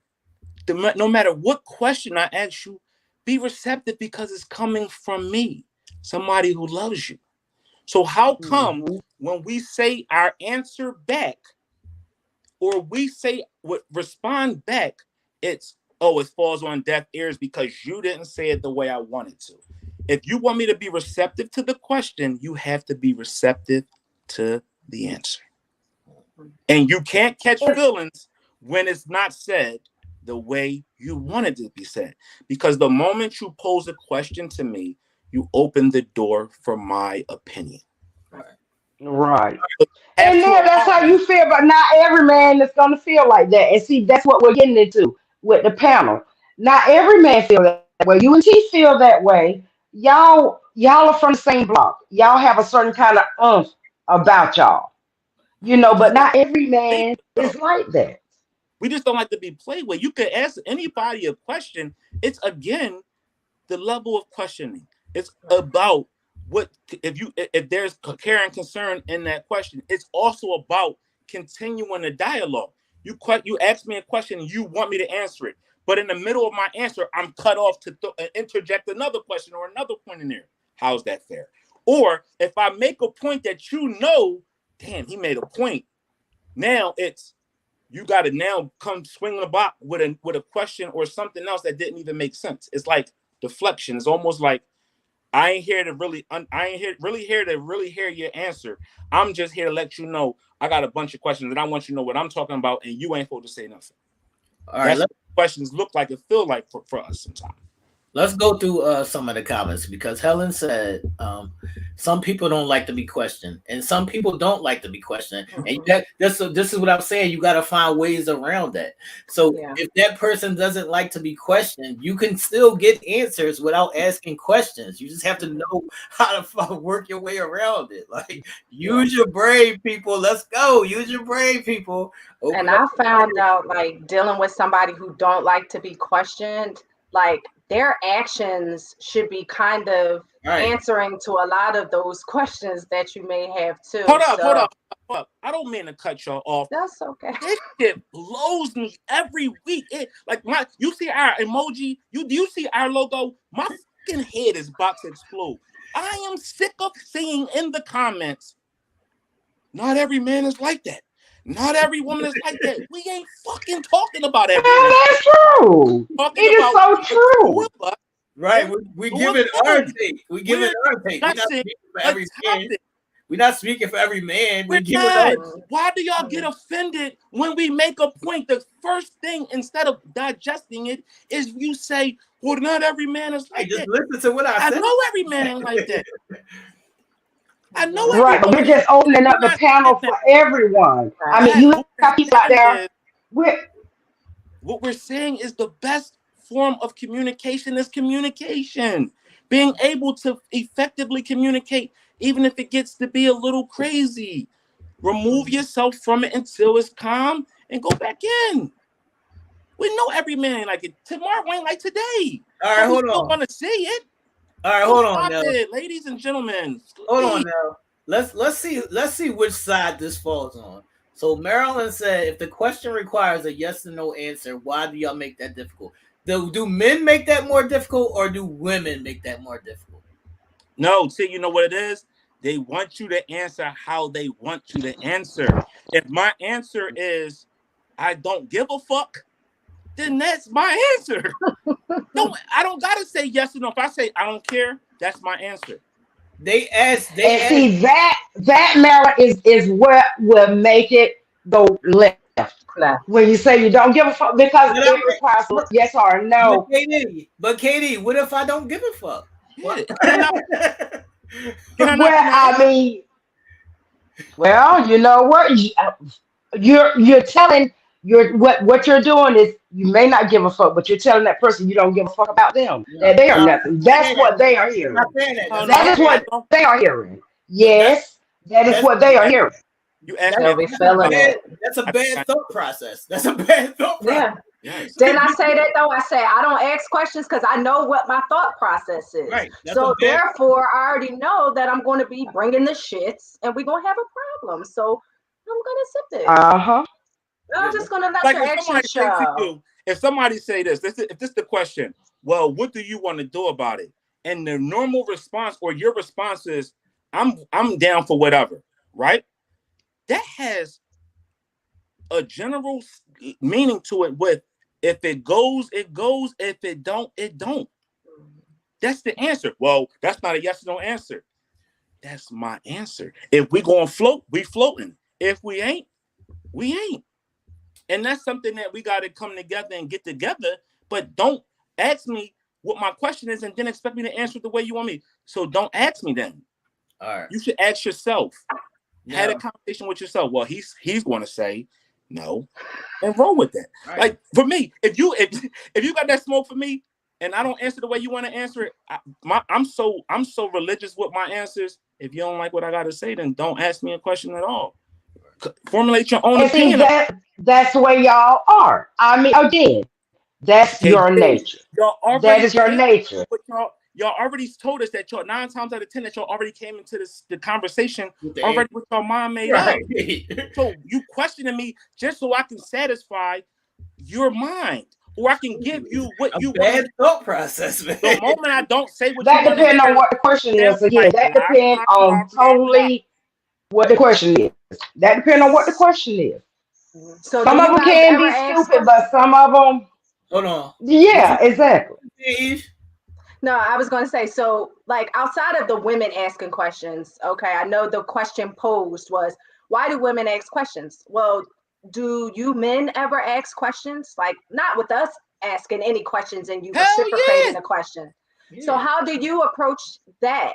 Like, how do you approach asking questions in a form and fashion where she's not feeling? Listen, Ish, I'm gonna say it real simple, Ish. We don't have to ask you 1,000 questions. It's only going to be one simple question. That's what the question typically is, and that's going to ask you 1,000 questions. You know what the situation typically is?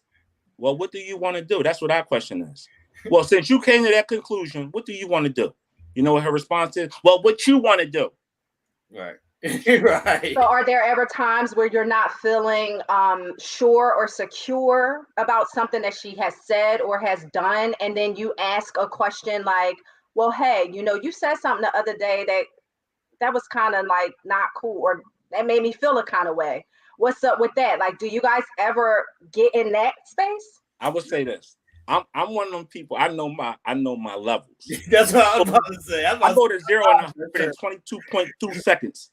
Right? I know it. It's 22.2 seconds. I calculated it. I know it.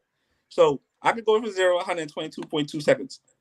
So in that 22.2 seconds, do you know what comes out of my mouth? Well, what are you talking about? I actually allow you to tell me what you're talking about, so I never assume. Right? I'm allowing you to have the dance floor. Tell me what you're talking about so I can understand, so I'm not trying to decipher through the bullshit. They never do. Right. Or if they're telling you, it be 15 stories in one. Simple. Okay. So now you want me to digest all of it. I can't. That's what I'm saying. All y'all gotta do is simplify it. That's all you gotta do is simplify Well, it's probably stuff that hasn't been resolved then. Just simplify the question. Obviously, it's something that has not been resolved. If it's coming back again, it's coming for a reason. All right, so how It ain't coming for a reason. So let's say this. That's cool. Just simplify it. That's Simplify all. it. But women are very dynamic and intricate creatures. Like there is not all the time is things very simple for us. You know what I mean? Because everything's simple. All right, so have you ever came across a situation when your man has actually brought something to you because he felt some type of way, and you said, "Well, and the conversation could have been, oh, well, you still want that? You still bringing that up?" But y'all dynamic and y'all so evolving. Y'all can bring up things from 15 weeks ago, but we can't say something about something that we may have said something that we didn't like 2 weeks ago or a night ago. Well, you still on that? You still upset about that? No, I never complain about stuff like that because that's open. the only way you know. Yeah, that's the only way you know. I don't care if it's strike up an argument. That's the only way you're gonna resolve things is to talk about it. Now, y'all know we can reach back a year. Hell, I've reached back 7 years or more. I can reach back for some shit. So I don't care about people reaching back. Katie, let me explain something to you. When women do shit like that, I'm not even entertaining it. Go ahead. You can reach how many fucking years. I'm not going to entertain it. I'm going to let you rock out. Yeah. You're upset with the entertainment. Like, why is it? Why when you choose? Like at a certain point, right? We all get to a point where we choose what we want to deal with and we're not going to deal with. Right? If you say my happiness is my salvation and that's what I'm focusing on, and you choose not to continue to argue and this and that in conversations and you remove yourself from it, how come you're now public enemy number one?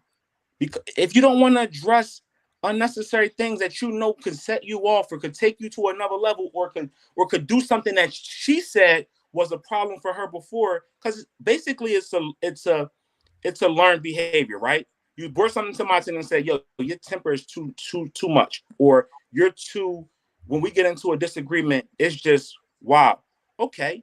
So in order for me to keep that at bay, I just choose to not deal with it at that moment or give it attention. And once it gets to be out of hand, remove myself from it. Why is that a problem? Because they're gonna look at you as you being selfish.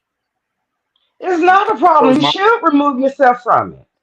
No, right. I mean you should, but both sides is gonna look at it as you're being selfish. Both sides are gonna look at it as you being selfish.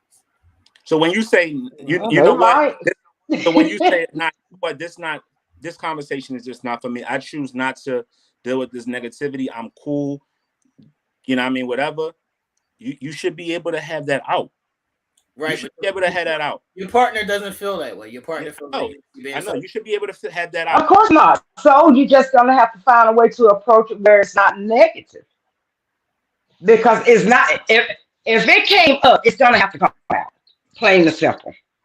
Look, I'm not entertaining that bullshit, Katie. So you can. Well, I'm telling you like it is. Am I lying? If a woman bring it up, it's gonna come. I mean, she can say that it's over with, but that's when you go back and you bring shit back because it was never resolved. So you're telling me that it's no equality, it's women's way or no way? Because it's that a woman can bring shit up and that's just her, but there's no resolve until she thinks it's resolved. Right. How no, y'all can bring stuff up too. I told you, it's selfishness on both sides, man. I want to address with Marilyn. I see you in the comments. You on one tonight, and we appreciate that. We like the conversation. Marilyn, Marilyn, you're right. You're right, Marilyn. Hold on, I'm gonna put this into two folders. All right. On one side of it, we are avoiding questions because we know you can't handle the truth. And on the other side of it, that man might not even be capable of answering that question. He might not even know what the fuck. He might not even know what's going on. He might not even be emotionally equipped. He might not even be smart enough to answer that fucking question. He might just not be there to even know how to answer your question. So it's going to fall in two folders. Either you can't handle what the fuck he's going to say, or he don't know how to handle it. You know what? Another tidbit to that. Why do some men avoid questions? Maybe because they understand who they are. Right. Maybe they have a full sense of who they are, what they're willing to deal with and not. Also, certain things could be triggers. And what some people do is they have a trigger that if they cross a line, it may not be no coming back from. Not saying it's going to be an ass whooping, but I'm just saying certain things just don't need attention at that moment. We avoid a question to keep sanity, keep peace. Right. Sometimes it just be like, you know what? I know that this ain't got no happy ending. Right. That's what I said. Y'all just avoid it altogether. I know. This shit that I say, this is about to set off a bomb. So I'm gonna just chill. Or they could recognize, hey, I've given this attention, you giving this attention, and we just not on the same page right now. So best for me to say I'm bowing out the conversation just because I want to save face with you, and we'll figure it out. We'll come back when we ain't so passionate and so heated about it. And you can do, and somebody should be able to do that. It should always be an out of a conversation when you recognize things is getting too much, because when it's starting to be over talking, when it's starting to be this and that, and nobody is listening, and they just saying shit just to hurt your feelings, that's when I exit stage left. Right. Because you're not built for this.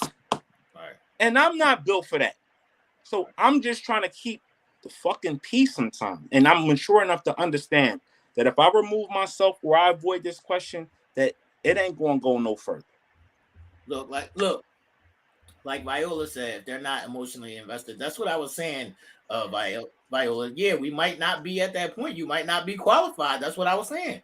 You might not be qualified or certified for me to answer these questions for you. I disagree with Viola's statement right there. If your man is not emotionally invested in you, he won't answer any of your questions. What happens if that man is totally in love with you? He could be. That man could have had a hard day. That man could have had a rough day at work. His boss could have been screaming at him all day. He could have got a bad email. He could have had a customer or a client that ripped him a new asshole. And all that man is trying to do is get to a safe place. And here comes the wham, wham, wham, wham, wham. And he's avoid that because he don't want to take what he got out in the street into the home. Sometimes that be the case. You don't gotta. Everybody ain't always gotta have a problem or a flaw because they don't want to answer something at that time. It could just be them trying to reset their mind, trying to reset or keep home cool until it's time to address it. Right. You got some fellas, I will say this: when a woman stops asking questions, she don't care anymore. Okay. Because every female is going to ask. No, I said that every female is going to ask questions when they care. To a certain point. I don't believe that to a certain point, KD, because some females will just learn that I can't fucking ask them questions, or they just they just get over whatever that was, so they stop asking questions about that because they know that you're not even going to entertain it. So they have accepted what it is between y'all, or learned what it is between you. Right. And you're right, they won't because they have learned it. So, all right, so they can what is our real and not ask questions? What is our real role and responsibility when we get into a partnership with somebody? Is our role to be us and just stay us? Or is our role to connect with that person and understand your partner ins and outs so you can have the best relationship that you can? It don't got to be selfish where it's only your way or no way. When you get into a partnership with somebody, you have to learn their bads and their goods so you can enhance those things. It ain't to keep milking the resources and only and getting upset when the negative comes out. I don't understand what era we live in now.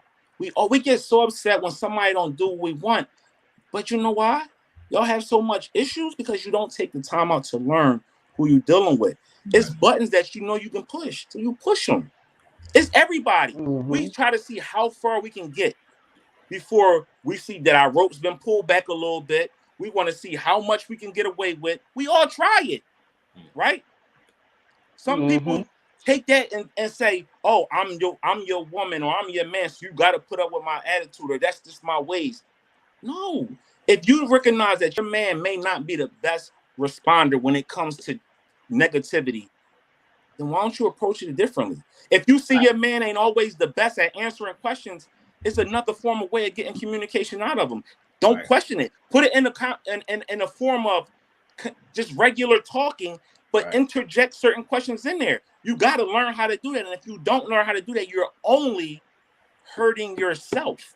That's why I said you got to open your brain, man. Look, Nell. Peter said, yo, we all got to go to the bathroom. We all got to piss, right? I stand, you sit. The only time we do the same thing is when I take a shit.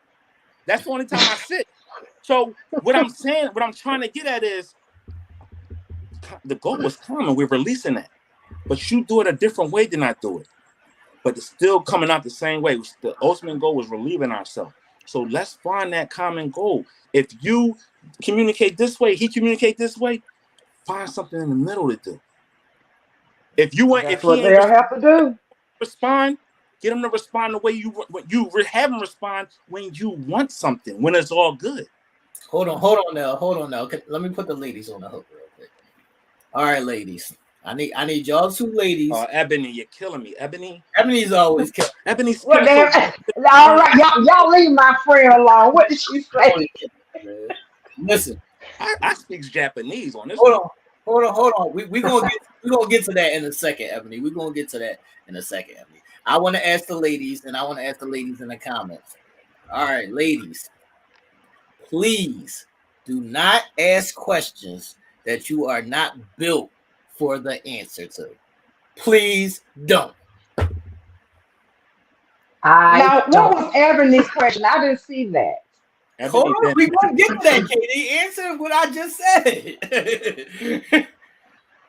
Well, anything that I ask a question to, I'm built for it.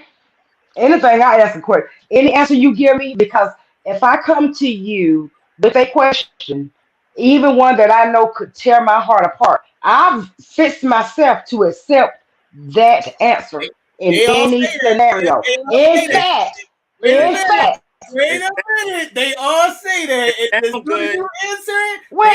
gonna still hurt. It's gonna still hurt, regardless. It's gonna still hurt, but you have conditioned yourself for it. I didn't say it wouldn't hurt. That's false. I don't think so. I don't think. Well, if I ask a question, I'm coming for a true answer, because if a question is asked to me, I'm giving the true answer. They always say that, and then they be in the y'all say that, and then when a person responds, then y'all got your face all tore up or tears coming down your eye because they said something that you didn't like. No, so probably how they said it, not what they said. How they said it. It's a difference. The man just said, "Be prepared for their response." Means prepared for it all. For their answer and the way it's delivered.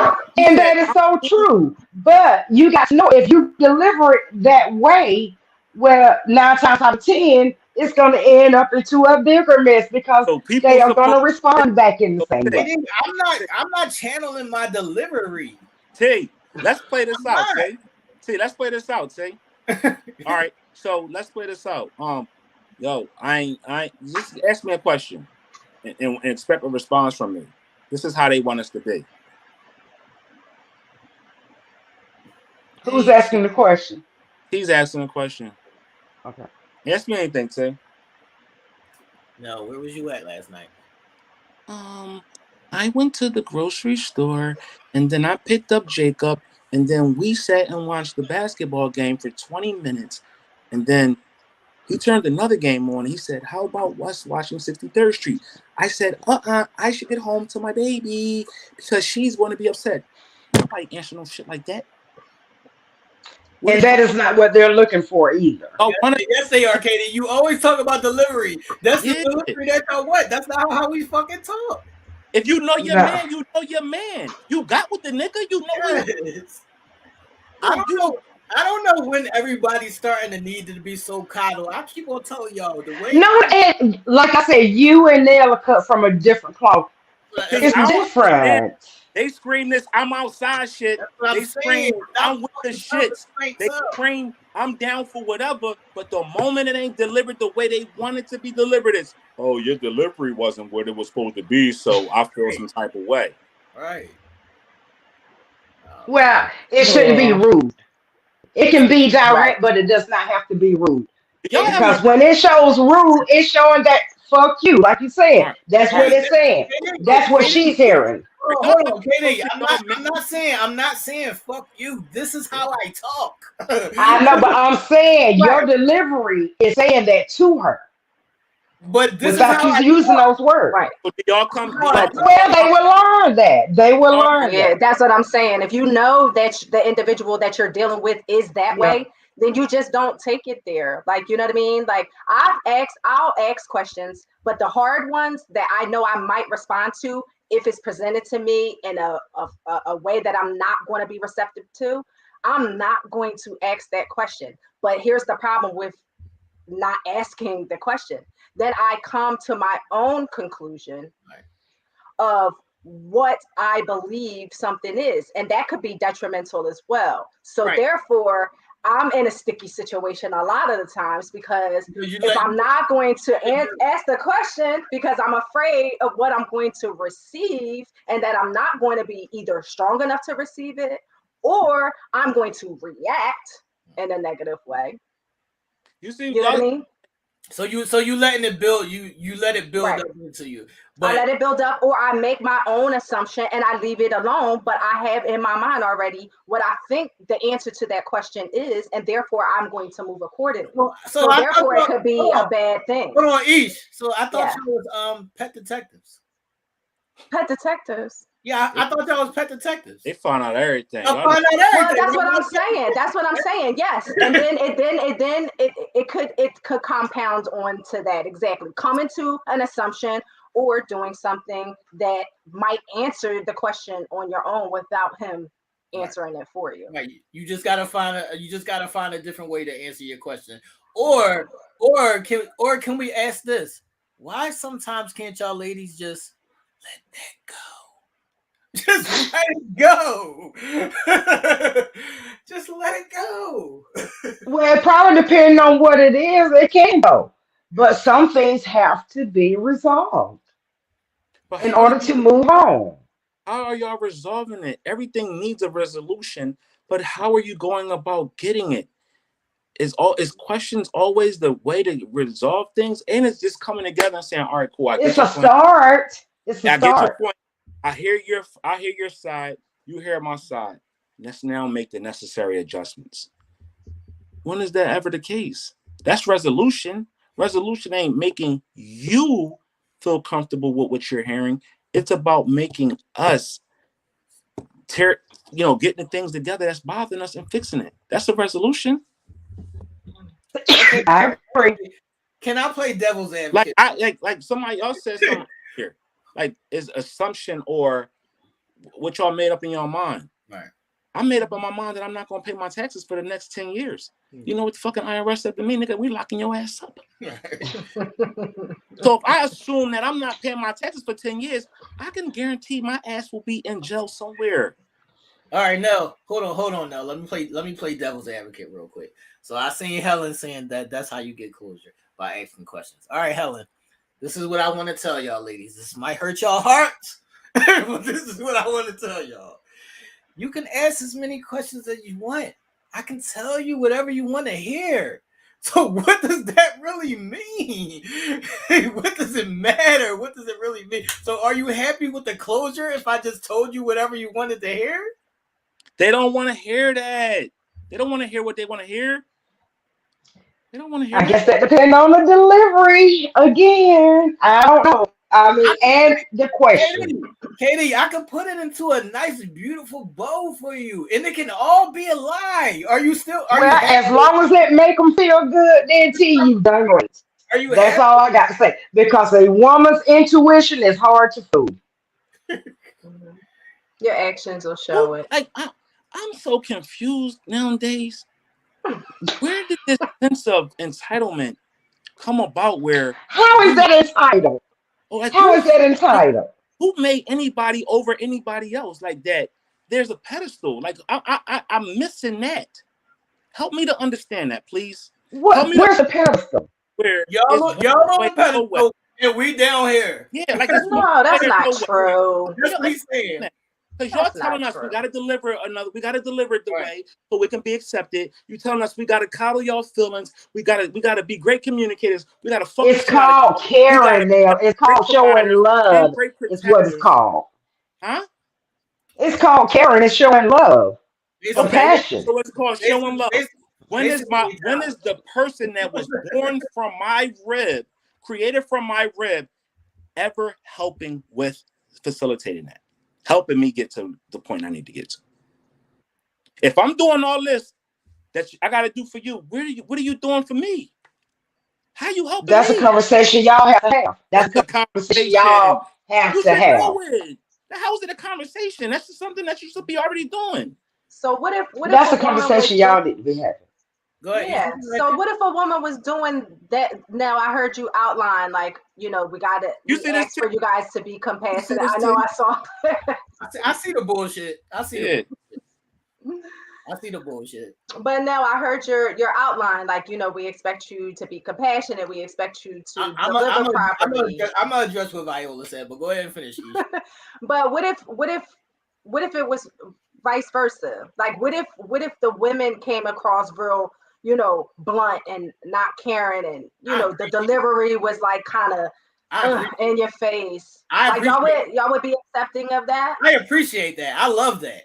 I love that. I appreciate that. Say it to me bold so I can know where we stand. I appreciate that. Like, now, if you was to say, well, Ish, you know what? You said something to me the other day, and, it just kind of made me feel out of pocket. And I'll be like, Never oh, going. well, that's on you. No, I'm not saying that you are, but I'm just saying, like, you may not ask any questions like that, but I'm just saying. And then I was just like, well, I don't give a fuck. Yeah, I should let you continue. My bad. You know what I'm gonna do? I'm gonna take that on the chin. You know why I'm gonna take that on the chin? Because that was your answer.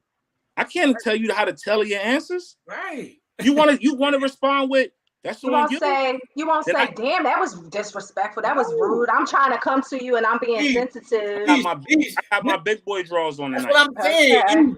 That's what I'm saying. We're grown-ups. I can't control how you speak. That's the personality y'all have. Exactly. That's but every man is not like that. So that's that feeling. No, did you hear what was said earlier? Know your man. Not know every man. Know your man. Your man. I didn't say know every man, ladies, in the comments. I didn't say know every woman is like that. I said know your man. If you know what your man's makeup is, know it. If your man is good in this area and not good in that area, play on the good areas because you're going to get more from that. And in retrospect, you have to learn your lady. If you're playing, you have to come to terms together. You're only going to get weakness because he's not going to be able to give you something that he can't got. Just as like y'all can't give us something that y'all don't got. Right. And we realize that and say, all right, she can't handle that, or that's not for her to do. I gotta handle that. So you know your partner, you're going to know what their buttons are. You're going to know what buttons to push. You're going to know what not to push. And then you're going to have them clashes. But that's where you're learning other ways of what's making them. Right. You have to learn how to make sure other ways. Can we please get off of this train? Like, y'all, can we get off the train of, well, every man ain't like that and every woman ain't like that and it goes both ways and it's vice versa? Like, that is the biggest. Learn the person. It's the truth, Nell. It's plain and simple. It's the truth. Learn the person, Kate. Just learn the person. That's all. That's right. Exactly. Learn the person. And you know what? Sometimes things don't click, but you have to learn your person. You're If your right. person say, I prefer you to call me than text me, blow their phone up. And then if there's a problem, then you can say, well, you told me you prefer to be called. No, let's go through Right. That's true. Let's If go. you Let's text go them, through some of the comments. No, let's go through some the of comments is they hate us. They hate us in the comments. So Janine is saying, I'm asking questions because I want to know. Janine, like I said earlier, there's other ways of getting information besides asking questions. So let me ask everybody on the panel. Do you learn more by watching and absorbing your partner than just flat out asking them questions? Which one is that for y'all? Yo, I've learned that I've learned that observing is more effective for me. All right. Yo, let me fucking and that could be because of the partner, right. and that's also me learning me and what triggers me. Let me answer this real quick, please. Please, God, take the wheel. Nell, you sound like you just get to Ebony. We gotta get to Ebony shit too. Yeah, we're gonna get to go ahead, Nell. We gotta get to you sound like you just want her to shut up. And I need to address this. He want to mute. He wants a mute. I want to mute. If you follow us through 79 episodes, because we're on episode 79, I say communication is key for both parties. I invite conversation. Right. I invite both parties getting to the point, figuring it out, and making it happen. Not one time did I say she got to shut the hell up and can't say nothing. Right. So if that's what you take for what I said, I invite you to watch the other tapings, which is on Telemade YouTube channel, Spotify, and Apple Music. You can go back and watch all those pre-taped conversations that we've had. Not one time do I want somebody who don't have a voice. That's not the type of women that I go for. That's not the type of chicks that I want around me. I employ anyone with a voice. Shout out to the ladies. That's that. And speak up. Observant behaviors. I don't want. Y'all smart. I'm DJ Khaled now. Y'all, you is smart. You is smart. I don't want a person that's weak-minded, physically, spiritually, none of that. I want someone in my corner and in my life that got some shit with some moxie. So as far as me saying I want somebody to shut up, it's not what it is. I want us to be on an equal playing field. I want us to be able to, if we got an issue, all right, we can have a disagreement. We can even scream at each other. But we got to come to a common ground and figure it out. Don't come to me with baseless, unnecessary comments or questions that have no grounds of facts attached to them. All right, now we gotta get to Ebony shit because she got like 5 of them, but we gotta get to Ebony shit. So Ebony said if she asks you for a favor and a week later it's still not done, then she becomes a nagger. So either way, she can't win. All right, Ebony. Here it is. If you ask him for a favor and it's not done a week later, maybe he just didn't fucking feel like doing it. And that's what it is. It's not about, nobody's going to call you a nagger. He might just didn't feel like doing it. He might have forgot. He might have had other things on his brain. Then just relay that. Just say that. I didn't feel like doing it at the time. Or when she asked, just say, I don't feel like doing it. Katie, listen. I'm gonna make a real simple point right here. If you ask me to do something and I didn't do it, what does that say to you, common sense wise? You don't want to do it, which is gonna make us mad because we want you to do it. We wouldn't ask you to do it. Why does the question have to be? No questions have to be asked. The answer's already there. This is what I'm trying to tell y'all. The answers are already there. You don't have to ask questions. What's up? What are we doing? Well, sometimes you see it. I guess for some people they want that verbal follow up too. Like you can see it in the actions, and maybe they just want that follow up. I think it's evident enough sometimes when it's there for you. Like you don't need it, but some people do. Like just say it.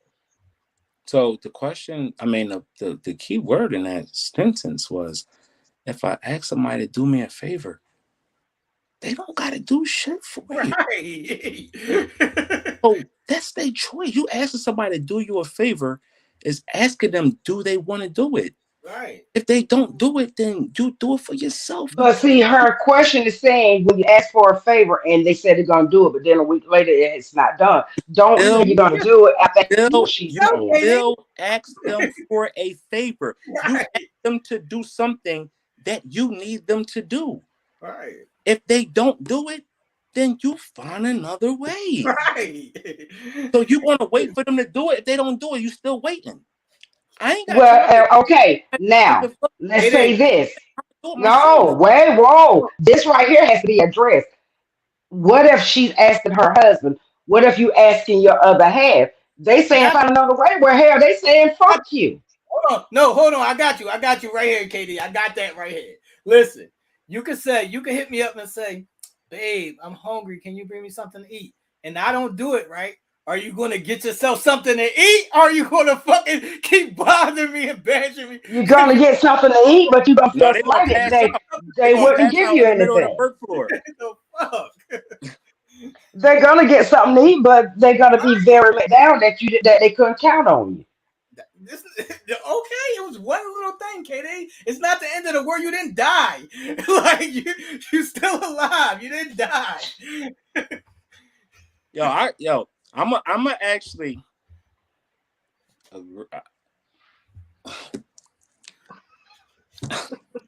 No, we got to get to the rest of these comments, man.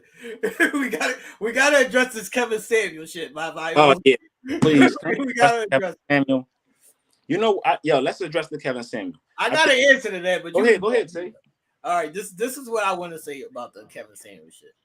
I've been on this kind of shit way longer than Kevin Samuels even existed. So I'm gonna just say it like this: it's not a Kevin Samuels thing. It's a y'all don't like to be held accountable. Y'all don't like to be how can I phrase this? Y'all don't like to be called out on y'all shit. That's what it is. Y'all don't want to be called out on your shit because y'all not used to that. Y'all only used to calling out men on that shit and saying men ain't shit and men ain't this and men ain't doing that and all men ain't faithful and blasey blasey blasey. Y'all not used to men saying, hold up. Let's look at the other side of that coin. Y'all not used to that. That's the problem. Also, you're dealing with two gentlemen who have opinions because we ain't just going with status quo.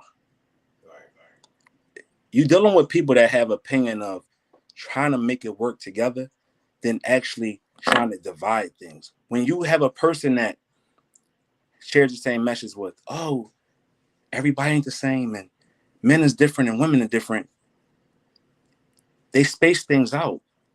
I'm trying to bring things together. We're trying to show you that there's always an equal playing field to be had. Right. There's always space to grow. And if you're not doing that together, then there's no success in anything that you're going to do. That's in a relationship, that's in life, that's in anything. We gotta drop these innuendos of it's me against him, it's us against them. Like it's not. It shouldn't be that. Right. If somebody is saying, hey, ladies, look at this a little deeper than how you're looking at it from the surface. Dive a little bit deeper. They're trying to take you somewhere that you haven't been to show you a different way of thinking, a different way of doing things. It's not a competition. It ain't personal. Yeah, this is things that our opinions. It ain't personal. Never said anything on here that is hurtful, harmful, or that is going to kill you. Only thing that we said is work together. I just want to know what's going on with Viola because she's still on this Kevin Samuel shit. And you can ask anybody who's known me. I've been speaking this way since I was 13 years old. So I've been speaking that way. She ain't call you Kevin Samuel, did she? Yeah, before anybody knew who Kevin Samuels was, I was speaking this way since I was 13. Yeah. I don't know what that is. See, that's the thing. That type of shit don't bother me. I don't get uptight about somebody saying, "Oh, you taking a stance of Kevin Samuels or whatever." I don't care. You know why? Because I don't gotta sleep with y'all. Right. I go home to y'all. I don't. And that's your opinion. That is It's your my, personal opinion. and I always say this. My opinion is my direct reflection of who I am. Right. I am not. Exactly. I am not trying to impose my views on anybody else. We appreciate you viewing. We appreciate you taking the time out to listen to us. We do. But you ain't gotta work. You ain't gotta do nothing that Nell say, because I'm not asking you to. Right. I'm just saying, let's be fair with each other. Let's play fair now. We've already done each other dirty in a sense. All right, now we realize that both sides got his gripes. Now let's figure out how to come together and do it together. And if you realize that you just ain't built for the drama, the nonsense, because you've been through it before, and you trying to make a change because you said to whoever you was going to change, or you even said it to yourself, then you're entitled to change. You're entitled to handle things a little differently. You're entitled to let your mind grow. Your mind's supposed to always be growing. If you've once said, I'm not going to do this, but you look and said, all right, you know what? I see a point in that. I'm going to try this. And you tried it and it works. What's wrong with going with it? Right. Why continue to have these old ideologies and these idiosyncrasies that is only meant to continue to keep us divided? Right. Look at our society. Look at our society. We're the most divided society out here. That is so true. Make no sense. We rather curse each other out than help each other. We rather laugh at somebody than make sure they was okay if they fall. The first thing people do when somebody falls is laughing and recording it instead of saying, damn, you cool? You all right? You sure? Mm-hmm. No, we want to pull out phones and laugh at them for hours and share with all of our friends so they can mock them. Somebody get a little bit of money. Oh, they changed. It's a narrative written on them. Right. But I do want to say this, Viola. I'm Darnell Samuels from now on. Go ahead, we ran on the guys and everything, but I have to say now both T and Nell, they are very much gentlemen. They really are. Now I don't know how they handle their women out there, but as far as on this panel, they have never been anything but all gentlemen to us. Yo, they really have. The people that's questioning us, I appreciate. Know what's personally though? That be the crazy shit. It'd be like y'all know what we represent personally. Y'all know crazy, me. Man. Y'all know who Darnell is. Fuck Nell. Any of that. Y'all know who Darnell Gathers is. Y'all know me personally. Been in the mix with me. So for y'all to even question anything and know that it ain't nothing but positivity. Right. That's weird to me. Right.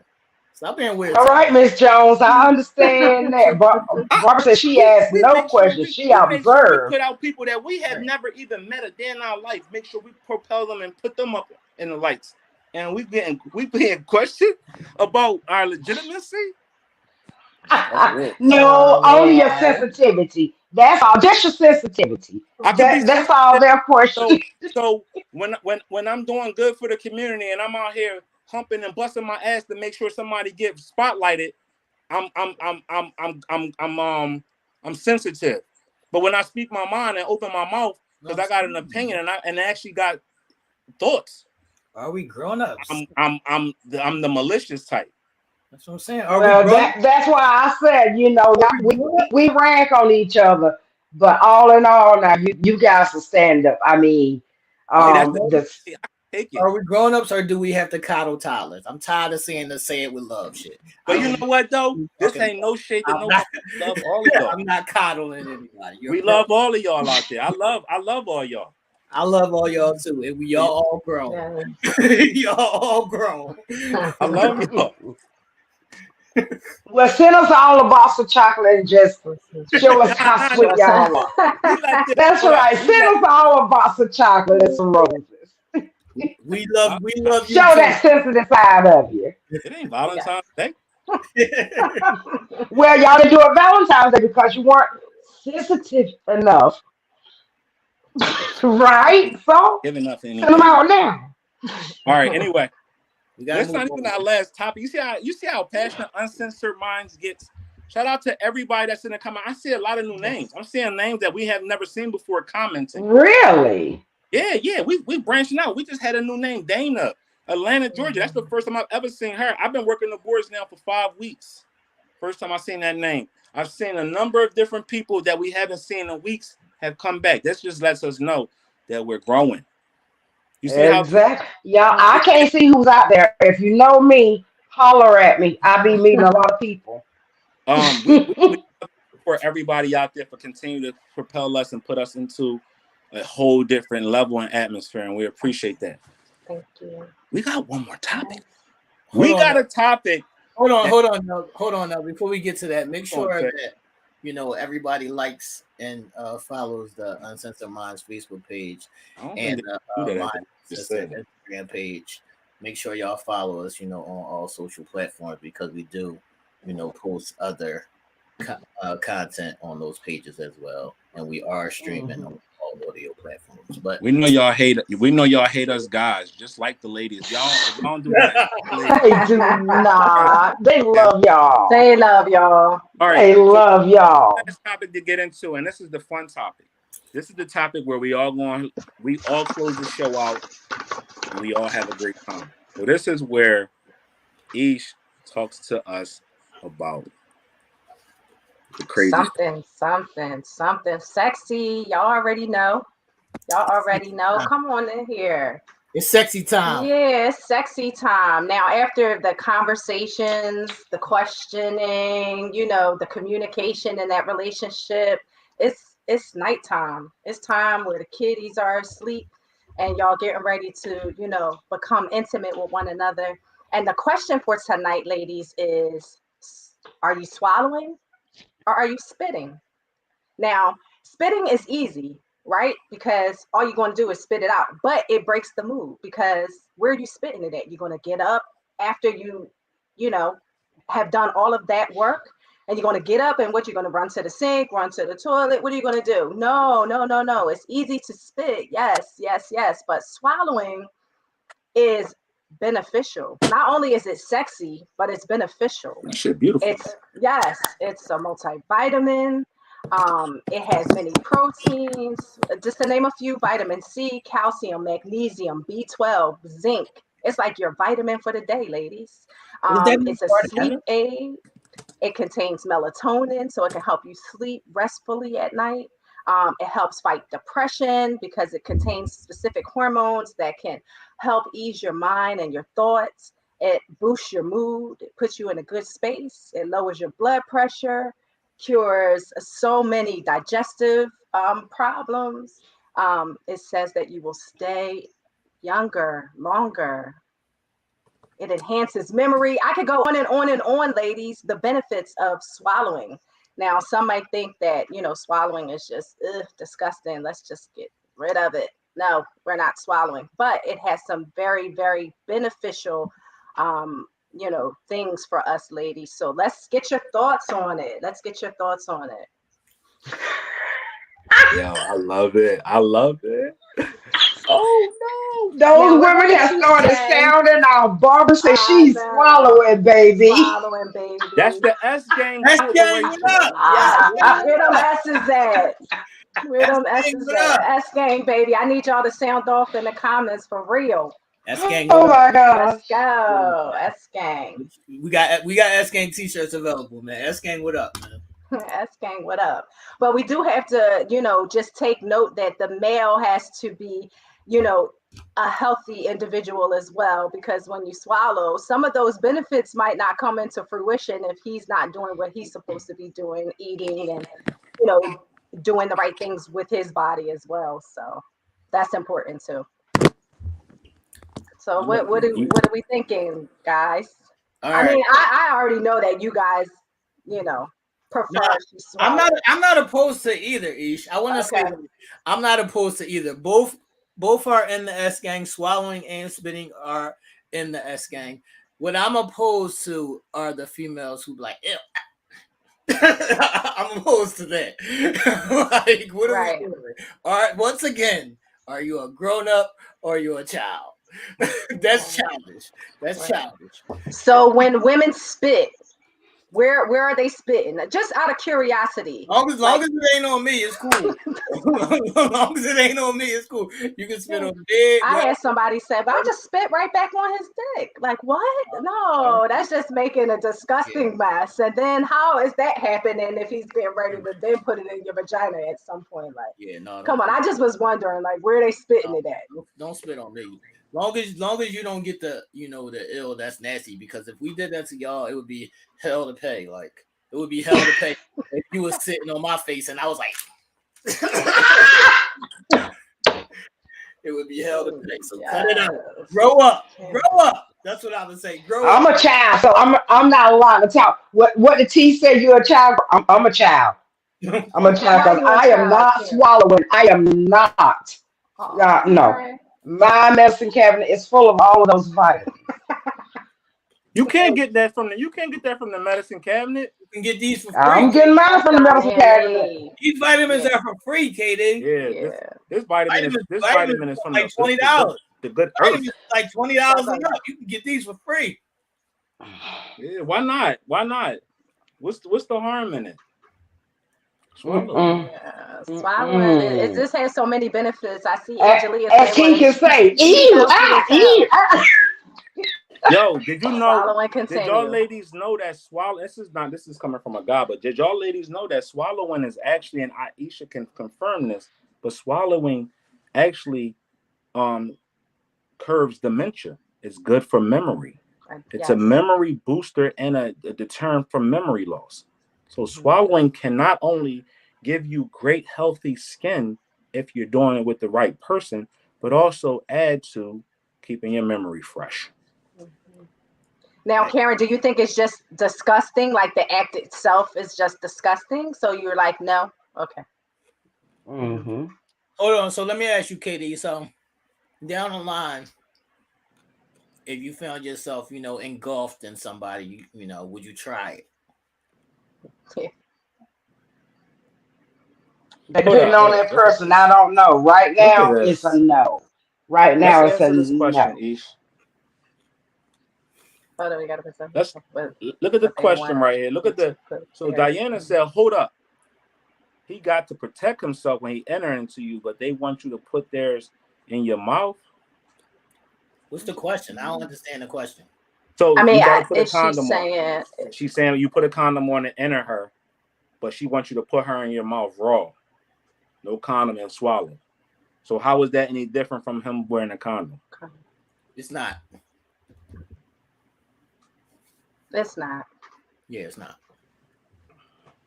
It's not. I'm just from a different era, y'all. That's all. I'm just from a different era. Well, you know what? when the semen is going into the vagina, right? It's a little different than going down the throat. Your throat actually has acids, which actually breaks up any of those things that's inside of there, so your body is able to process it a little better than your vagina. Your vagina don't have those kind of acids in it. Somebody has a message for you, K-Day. Who? Angelia. What she say? Yo, this. That's nasty. Yeah. Yeah. You can have it, Angelia, baby. Trust me, baby. You can have it. Not for me. Marilyn said it cleared up her acne. K-Day, I want to speak to what you said, of you not being from that generation, K-Day.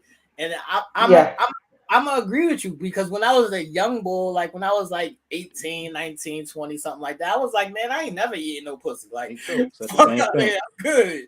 But then you grow up.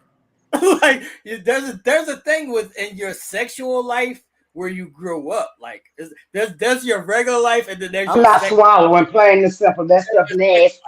Nasty. So is it nasty when he's swallowing you? No. So how is it? But that's his choice. That's his choice. All right. So how is it any different from when you eating her out and then y'all start to kissing?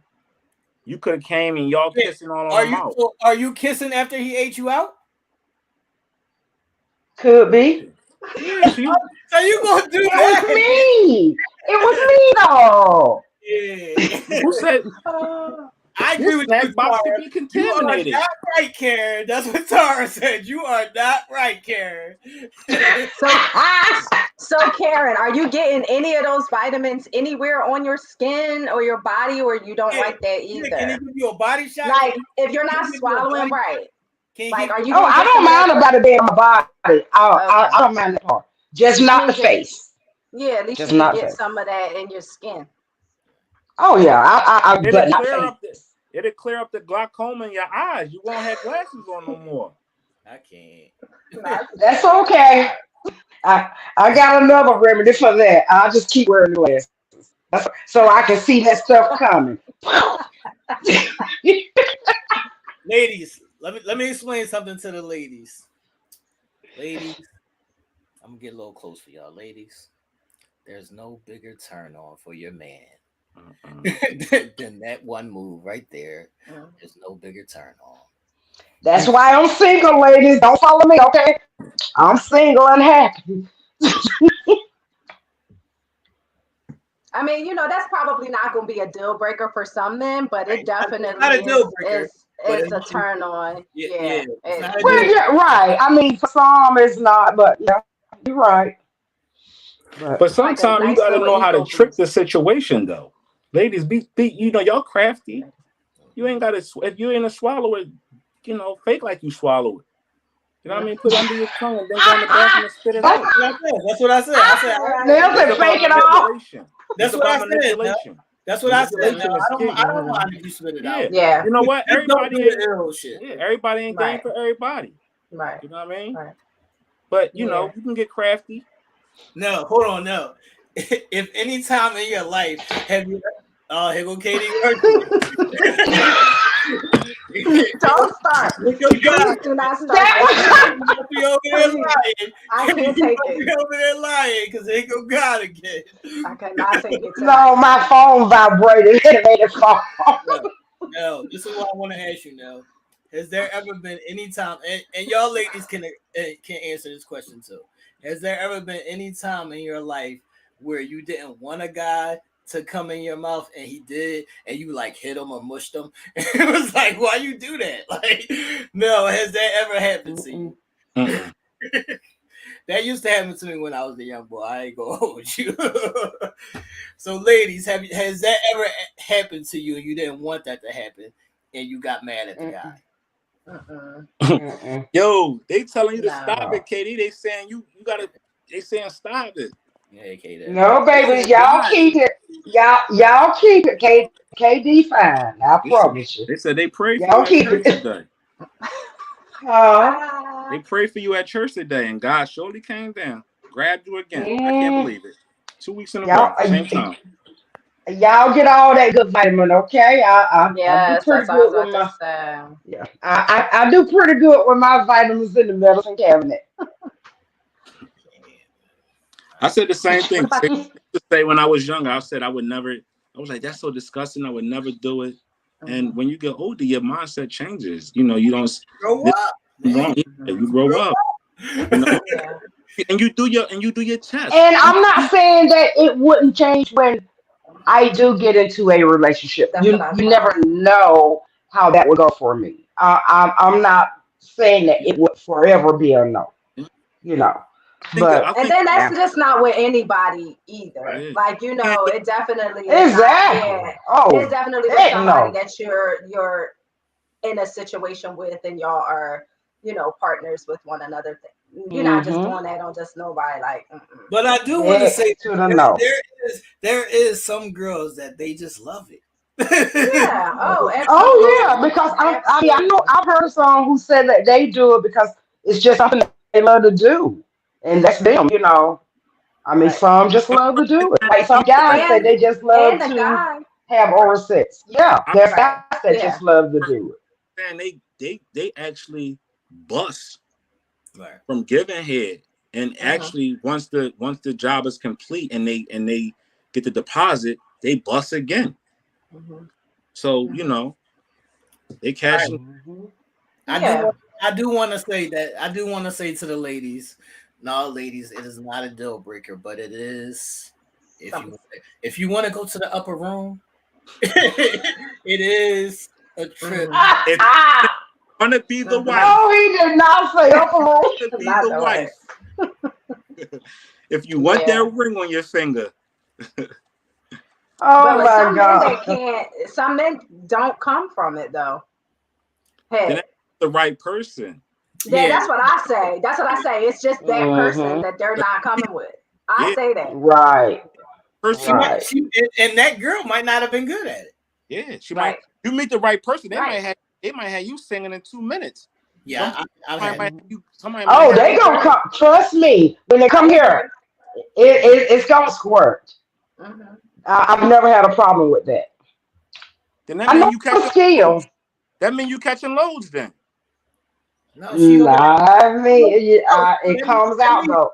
No, that means she over there drowning niggas, but she don't want to partake. That's what that means. You over there drowning niggas, but she don't want to partake. That's what that means. No, you ain't talking about I'm drowning. You're drowning niggas. Oh my God. I do partake. You ain't right, Katie. That's what Tara said. I do partake. I do now. I do. I just don't swallow. That's all. These motherfuckers is crazy tonight.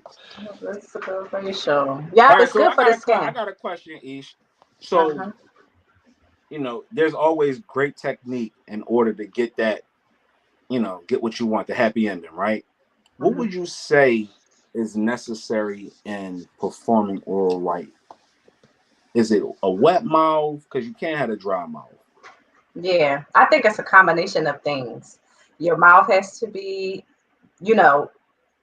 wet enough to create that smooth friction. Otherwise, if it's dry, it's going to be uncomfortable and scathing a little bit. So I think it's wet mouth. I think it's consistency in your strokes and your movements. But then I also think it's the element of surprise. They call it the 2-hand twister, right? Each. Yeah, you could do the weaving basket. You could do it with 2 hands. You could do it with 1 hand at the tip. But your motions, whatever you decide to do and however you do it, it should always be consistent and it should always be a flow. But then there is always a good element of surprise as well. So do a little different trick every now and again. Man, she taking her teeth out? She taking her chop. She said don't scath it with the teeth now. She said don't scratch them up. Don't scratch them up. That's what she said. Right. You take it. Right. Yo, okay. No, she just said when I said I thought Marilyn was on the one. I thought she was taking her fingers out, putting them on the counter, on the nightstand. I thought Marilyn had don't go on somewhere. Everybody in the comments saying they don't use hands. Ladies, it's good to use hands sometimes, ladies. It's good. Yeah, just to switch it up. It's not, you don't always want to use hands to do that, but implementing a hand every now and again, he might like that. Some men like that. So you got to know your man too, Also, don't be afraid to check responses. A man is going to respond when it feels good. If he like that spot, he'll moan it, whatever. That's when he'll let you know. If he ain't, he'll let you know. Go back to that. Ladies, don't get upset when a man is driving the boat with you. But what I do want to say, no, if you're not good at it or you don't like it, don't do it. Because we don't. No, don't do that. T. We don't want the bullshit, no. But you going hurt their feelings. You going to mess their dreams up because they all think they good at it. I gotta keep it real, bro. But how would you know if you're not real? Like, how many of y'all being real with yourself and saying y'all not too good at it? Y'all beginners and y'all need help or whatever. Practice. If you don't love it, don't do it. That's me. Yeah, if you don't love it, don't do it. That's me. That's to me personally. I don't know about every other nigga. And see, I do agree with that right there because if you don't like doing it, it's gonna show in your actions. A person who loves to do it because it's a passionate thing. And I'm like you.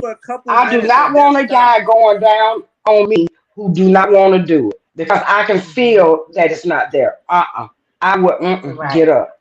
I don't want Right. it. So I agree Right. with you on that. T. Say, yeah. Yeah. If you don't love it, As don't do it. some people feel like That's it's a right. task. You know what I mean? Like they got to do it because that's Hmm. what should be done, and then it Yeah. shows all in that. Yeah. Don't do it for 2 minutes and then stop. Angelia said she had one of those off nights. Yeah, Angelia, if you was having an off night, you should have just put that to the side that night. You could have just, gave him something. You ain't had to do that. Just take a day off from that. Oh wow, in the comments. I'm pro box over that anyway. I'm pro box over that. Oh yeah. Pro I'm pro box. box over that. I'm pro box. Yeah, I mean, and like they could do without, like not do without it, but I would rather sex. have a box over that. Right, rather have the sex. You'd rather have a box over that? Yeah. So would you rather have good head over trash box? No. You want trash box over good head? No, I mean I would take the good head. Yeah. Yeah, I would take it. Okay. Sometimes good head will make you. Sometimes good head will put you right on down. Right. You can't do nothing. You just you debilitated. You want to get into the box, but the head be so ridiculous. You be like, damn. Mm-hmm. And ladies, that's a thumbs up to you if you got that man coming in 2 minutes. He ain't a 1 minute brother. You just got good shit. Mm-hmm. You got good shit. Right. Yeah, if you big up to you girls, cause this boss got to be serviced. So if you got a great box, then I'm cool with the box. Yeah. I'm cool with the box. Great box. Mm-hmm. But I think for women too, you kind of want to be skilled in all areas. You know what I mean? So it's kind of like if you lacking or something, you know what I mean? You feel a little insecure in some areas, So I see Marilyn saying that we get selfish sometimes. So what does that mean? Yeah, we do. I ain't gonna lie. We ain't gonna front. I mean, if y'all, you can't front. If y'all giving good sloppy toppy, then we're going to get selfish because we can't do nothing else after that. Like, no, I'm gonna stop you. I'm gonna stop you. Sometimes you can't stop them. Nah, sometimes they hold up, T. There's some people that's so aggressive, they won't let you stop them. There's some people that's aggressive that won't let you stop them, or when they get the nut, because you be like, all right, let me let them nut. I'm a nut, and I'm gonna jump right in the box. They try to suck your childhood out your mouth. Suck the life out of you. They try to bring your childhood back up in front of you and shit like that. Yeah, I've suck the life out of you. Hey, no, I've had that. Just give me 5 minutes. We can go. Yeah. Just give me 5 minutes. We can go. You know what I mean? But it's fun to do that, because it puts them at our control. Yeah, it's fun to do that. You ain't even following. Hold on, no. Who are these guys? That's what I want to know. Who are these guys? Who said that? All right, so Miss Jones said, Brother Jones I don't know who said Maryland's right, guys. Some guys want to be sucked and don't want to give things in return. However, that wouldn't bother me. I will get it one way or the other. I'm not going lacking. I'm not going out lacking. I don't know who those guys are because if you're going to give me mine, I'm definitely going to give you yours because. Oh yeah. I just care about my name in the streets first and foremost. I just care about my name. I care about my name first and foremost. So it's like I don't want no dirt on my name. So first and foremost. But I feel like guys, you're right, and then I feel like guys, even if they don't want to eat the box, let's just say they may not be into that or don't feel like doing it at that time, then reciprocate in some other way. Rub, suck on her boobs, kiss her.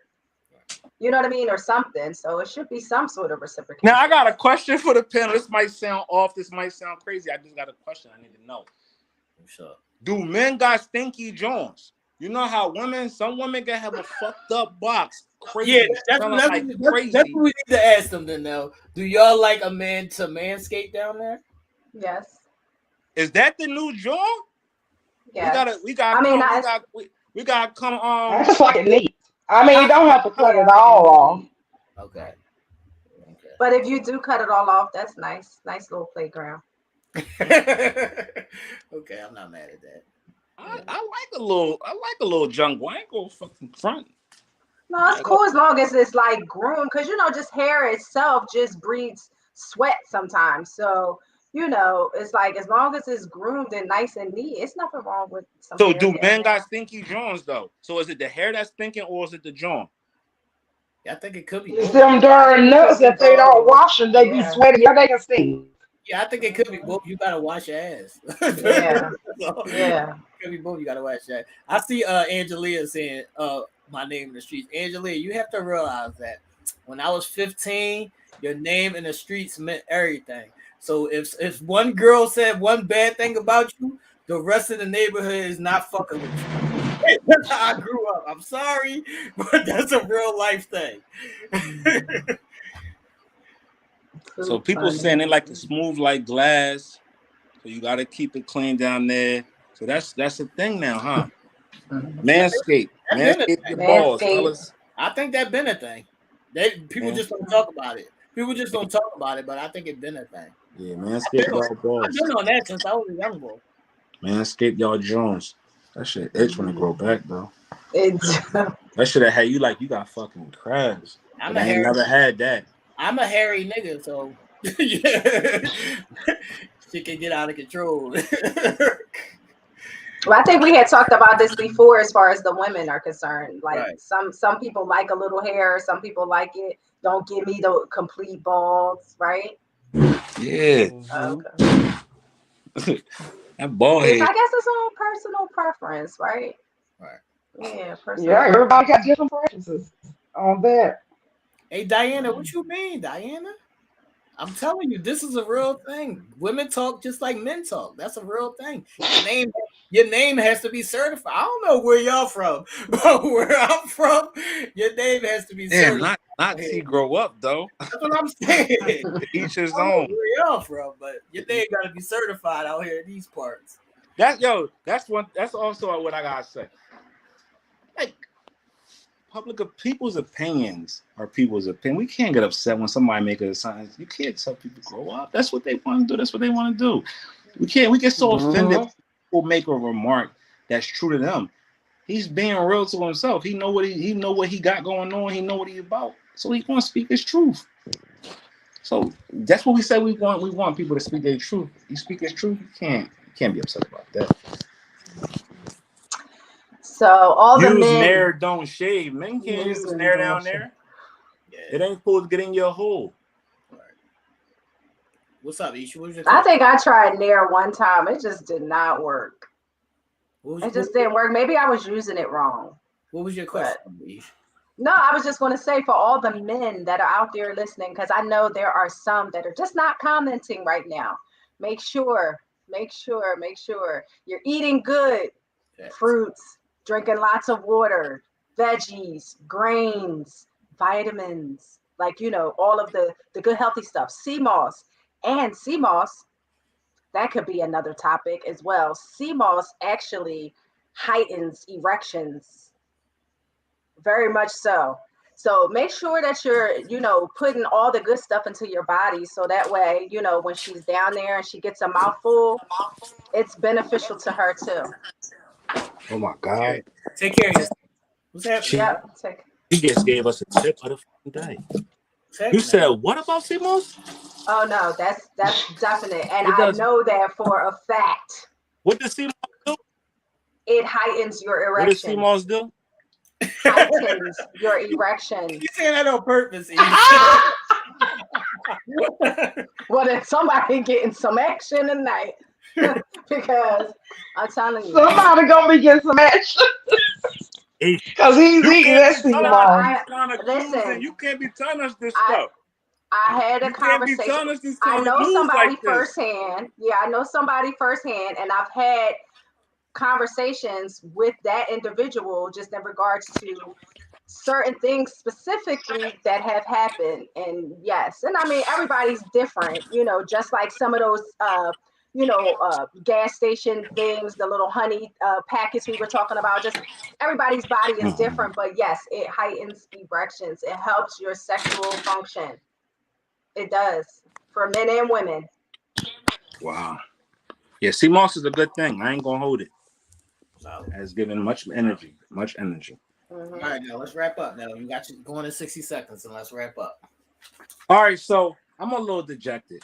What's T, wrong? I hate you. Shut up, T. I don't care. Shut up. My Sixers, my beloved Sixers, lost the other night to the Miami Heat. So the Eastern Conference Finals and Western Conference Finals have been set.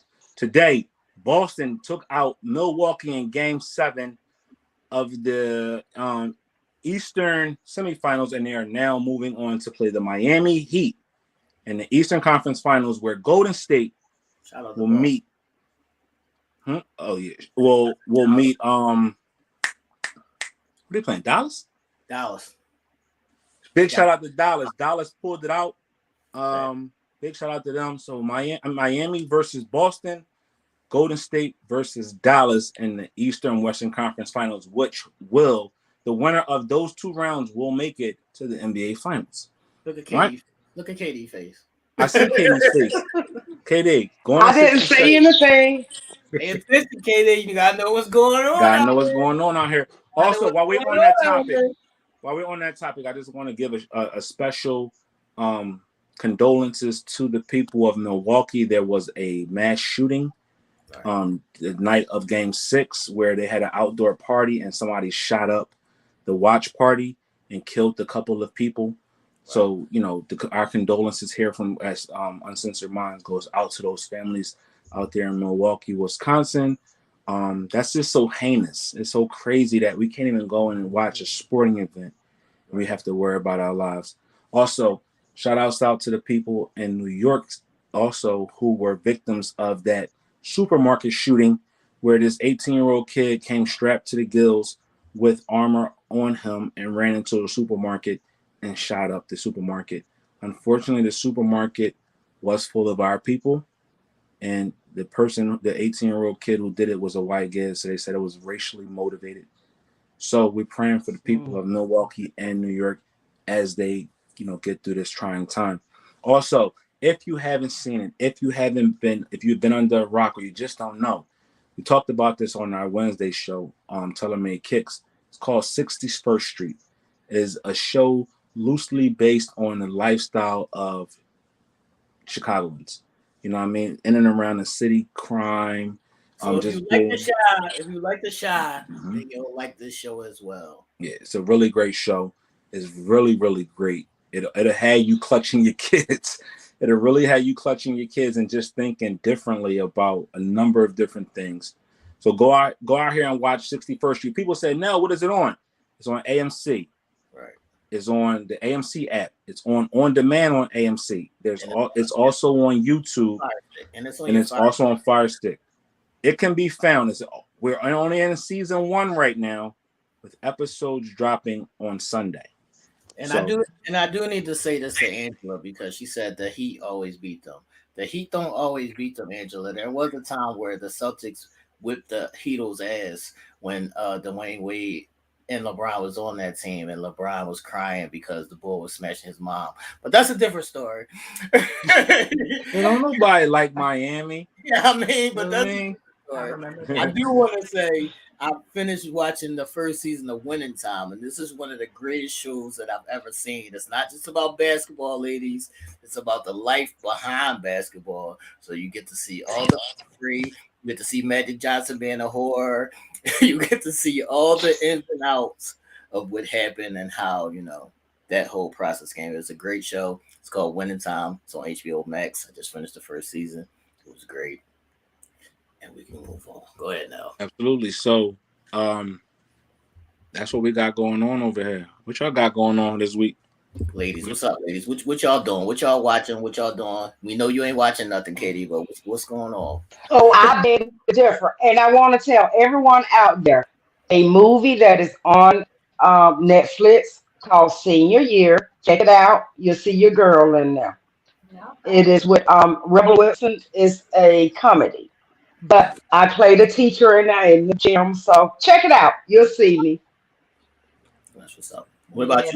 That was on one of my my to watch list. I just was going through Netflix today. I did not know that, so I Okay, definitely it's will a be great checking it movie. out. Yeah, absolutely. Okay. Okay. Um, I started 61st Street. I really like it so far, so I'm definitely going to continue to watch that. I am still catching up on Ozark. Let's see what else. What else? Oh, and We Run the City. Is that what it's called? We Run the City. Mm-hmm. Yeah, we run the city. I need to. We I run need, the city. We let Run me. the City. I started that. So I'm going to continue with that. So I yeah, I don't also, get much I time for also, TV. I also still want to say free Brittany Griner. That's why I got on the Yes, T-shirt today. Free Brittany Griner. She's still yes. in jail in Russia just for having a vape pen. She's a WNBA basketball player. She's still in jail. They trying to give her 5 years for just having a vape pen. But this is also a ploy because Russia is beefing with us. So free Brittany Griner, who's still in jail in Russia over a vape pen. It's crazy. Crazy. Outside for me, I'm just trying to get better.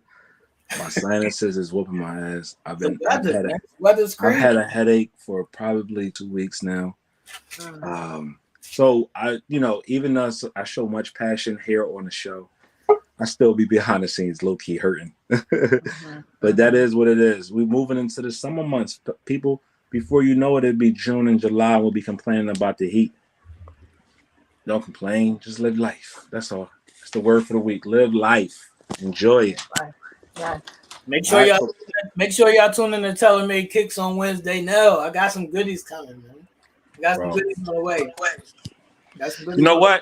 what? I want to extend an olive branch to somebody in our audience and say, hey, we want y'all to come on the show. We would love to have a woman's presence or anybody that's sitting out there looking at us and watching us that come on there and talk about their sneaks. You ain't got to be a sneaker expert. You ain't got to know nothing about sneaks.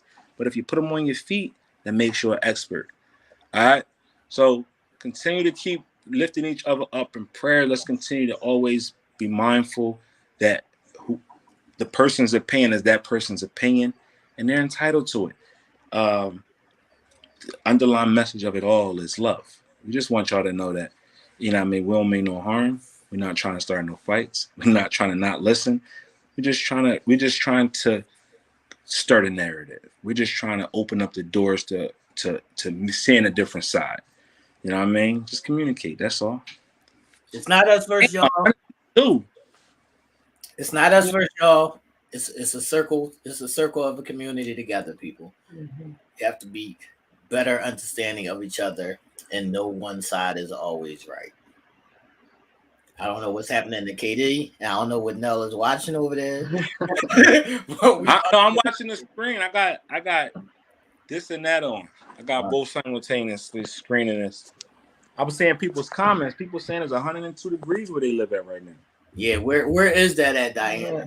Where is that at, Diana? Because I might need to come there for a couple of days. Where is that at? Yeah, it's unsettled here, ain't it? Thank you, One Bar. week we got freaking Thank you. 70 degrees. Next day is 42.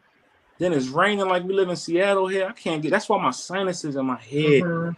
have just been killing me. Please pray for me, people. Yeah. I'm about to lose my mind. Pray for Nell. That seem also help a little bit. If you know, you know. Nell's excited, y'all. I was excited. Yo, don't forget, follow us Wednesday nights at 8 p.m. Eastern Standard Time. Telemade Kicks. We got some great shows coming up for you. We're gonna tap in with some amazing people that's doing some amazing things. Don't forget, Charlotte, thank you for coming on tonight, talking, telling us about your foundation, telling us about the beautiful kids that you are mentoring and teaching. It's people like you that help continue to make this and all of us great. You know what I mean? The educators. So we want to definitely appreciate you for that. And it's also a Teacher Appreciation Month, right? So not only are we celebrating lupus awareness, mental health awareness, also what was the third one? I can't think. It was mental health awareness, lupus, Self-esteem. Self-esteem. Teen self-esteem. Self-esteem. teen self-esteem. We also got teacher appreciation. So we want to make sure we show all the support and love to all these foundations. Go out there and support Telemade Kicks. Go out there and support Karen's Corner. Go out there and support Raw Honey, and also Friday Night Lights, because these organizations that we just named continue to give back in different ways as well to a number of different organizations. And thank you again for tuning in to Uncensored Minds, episode 79. It's episode 80 next week, people. We out of here, man. Yes. We'll be talking about next week. We gonna Cussing and cussing.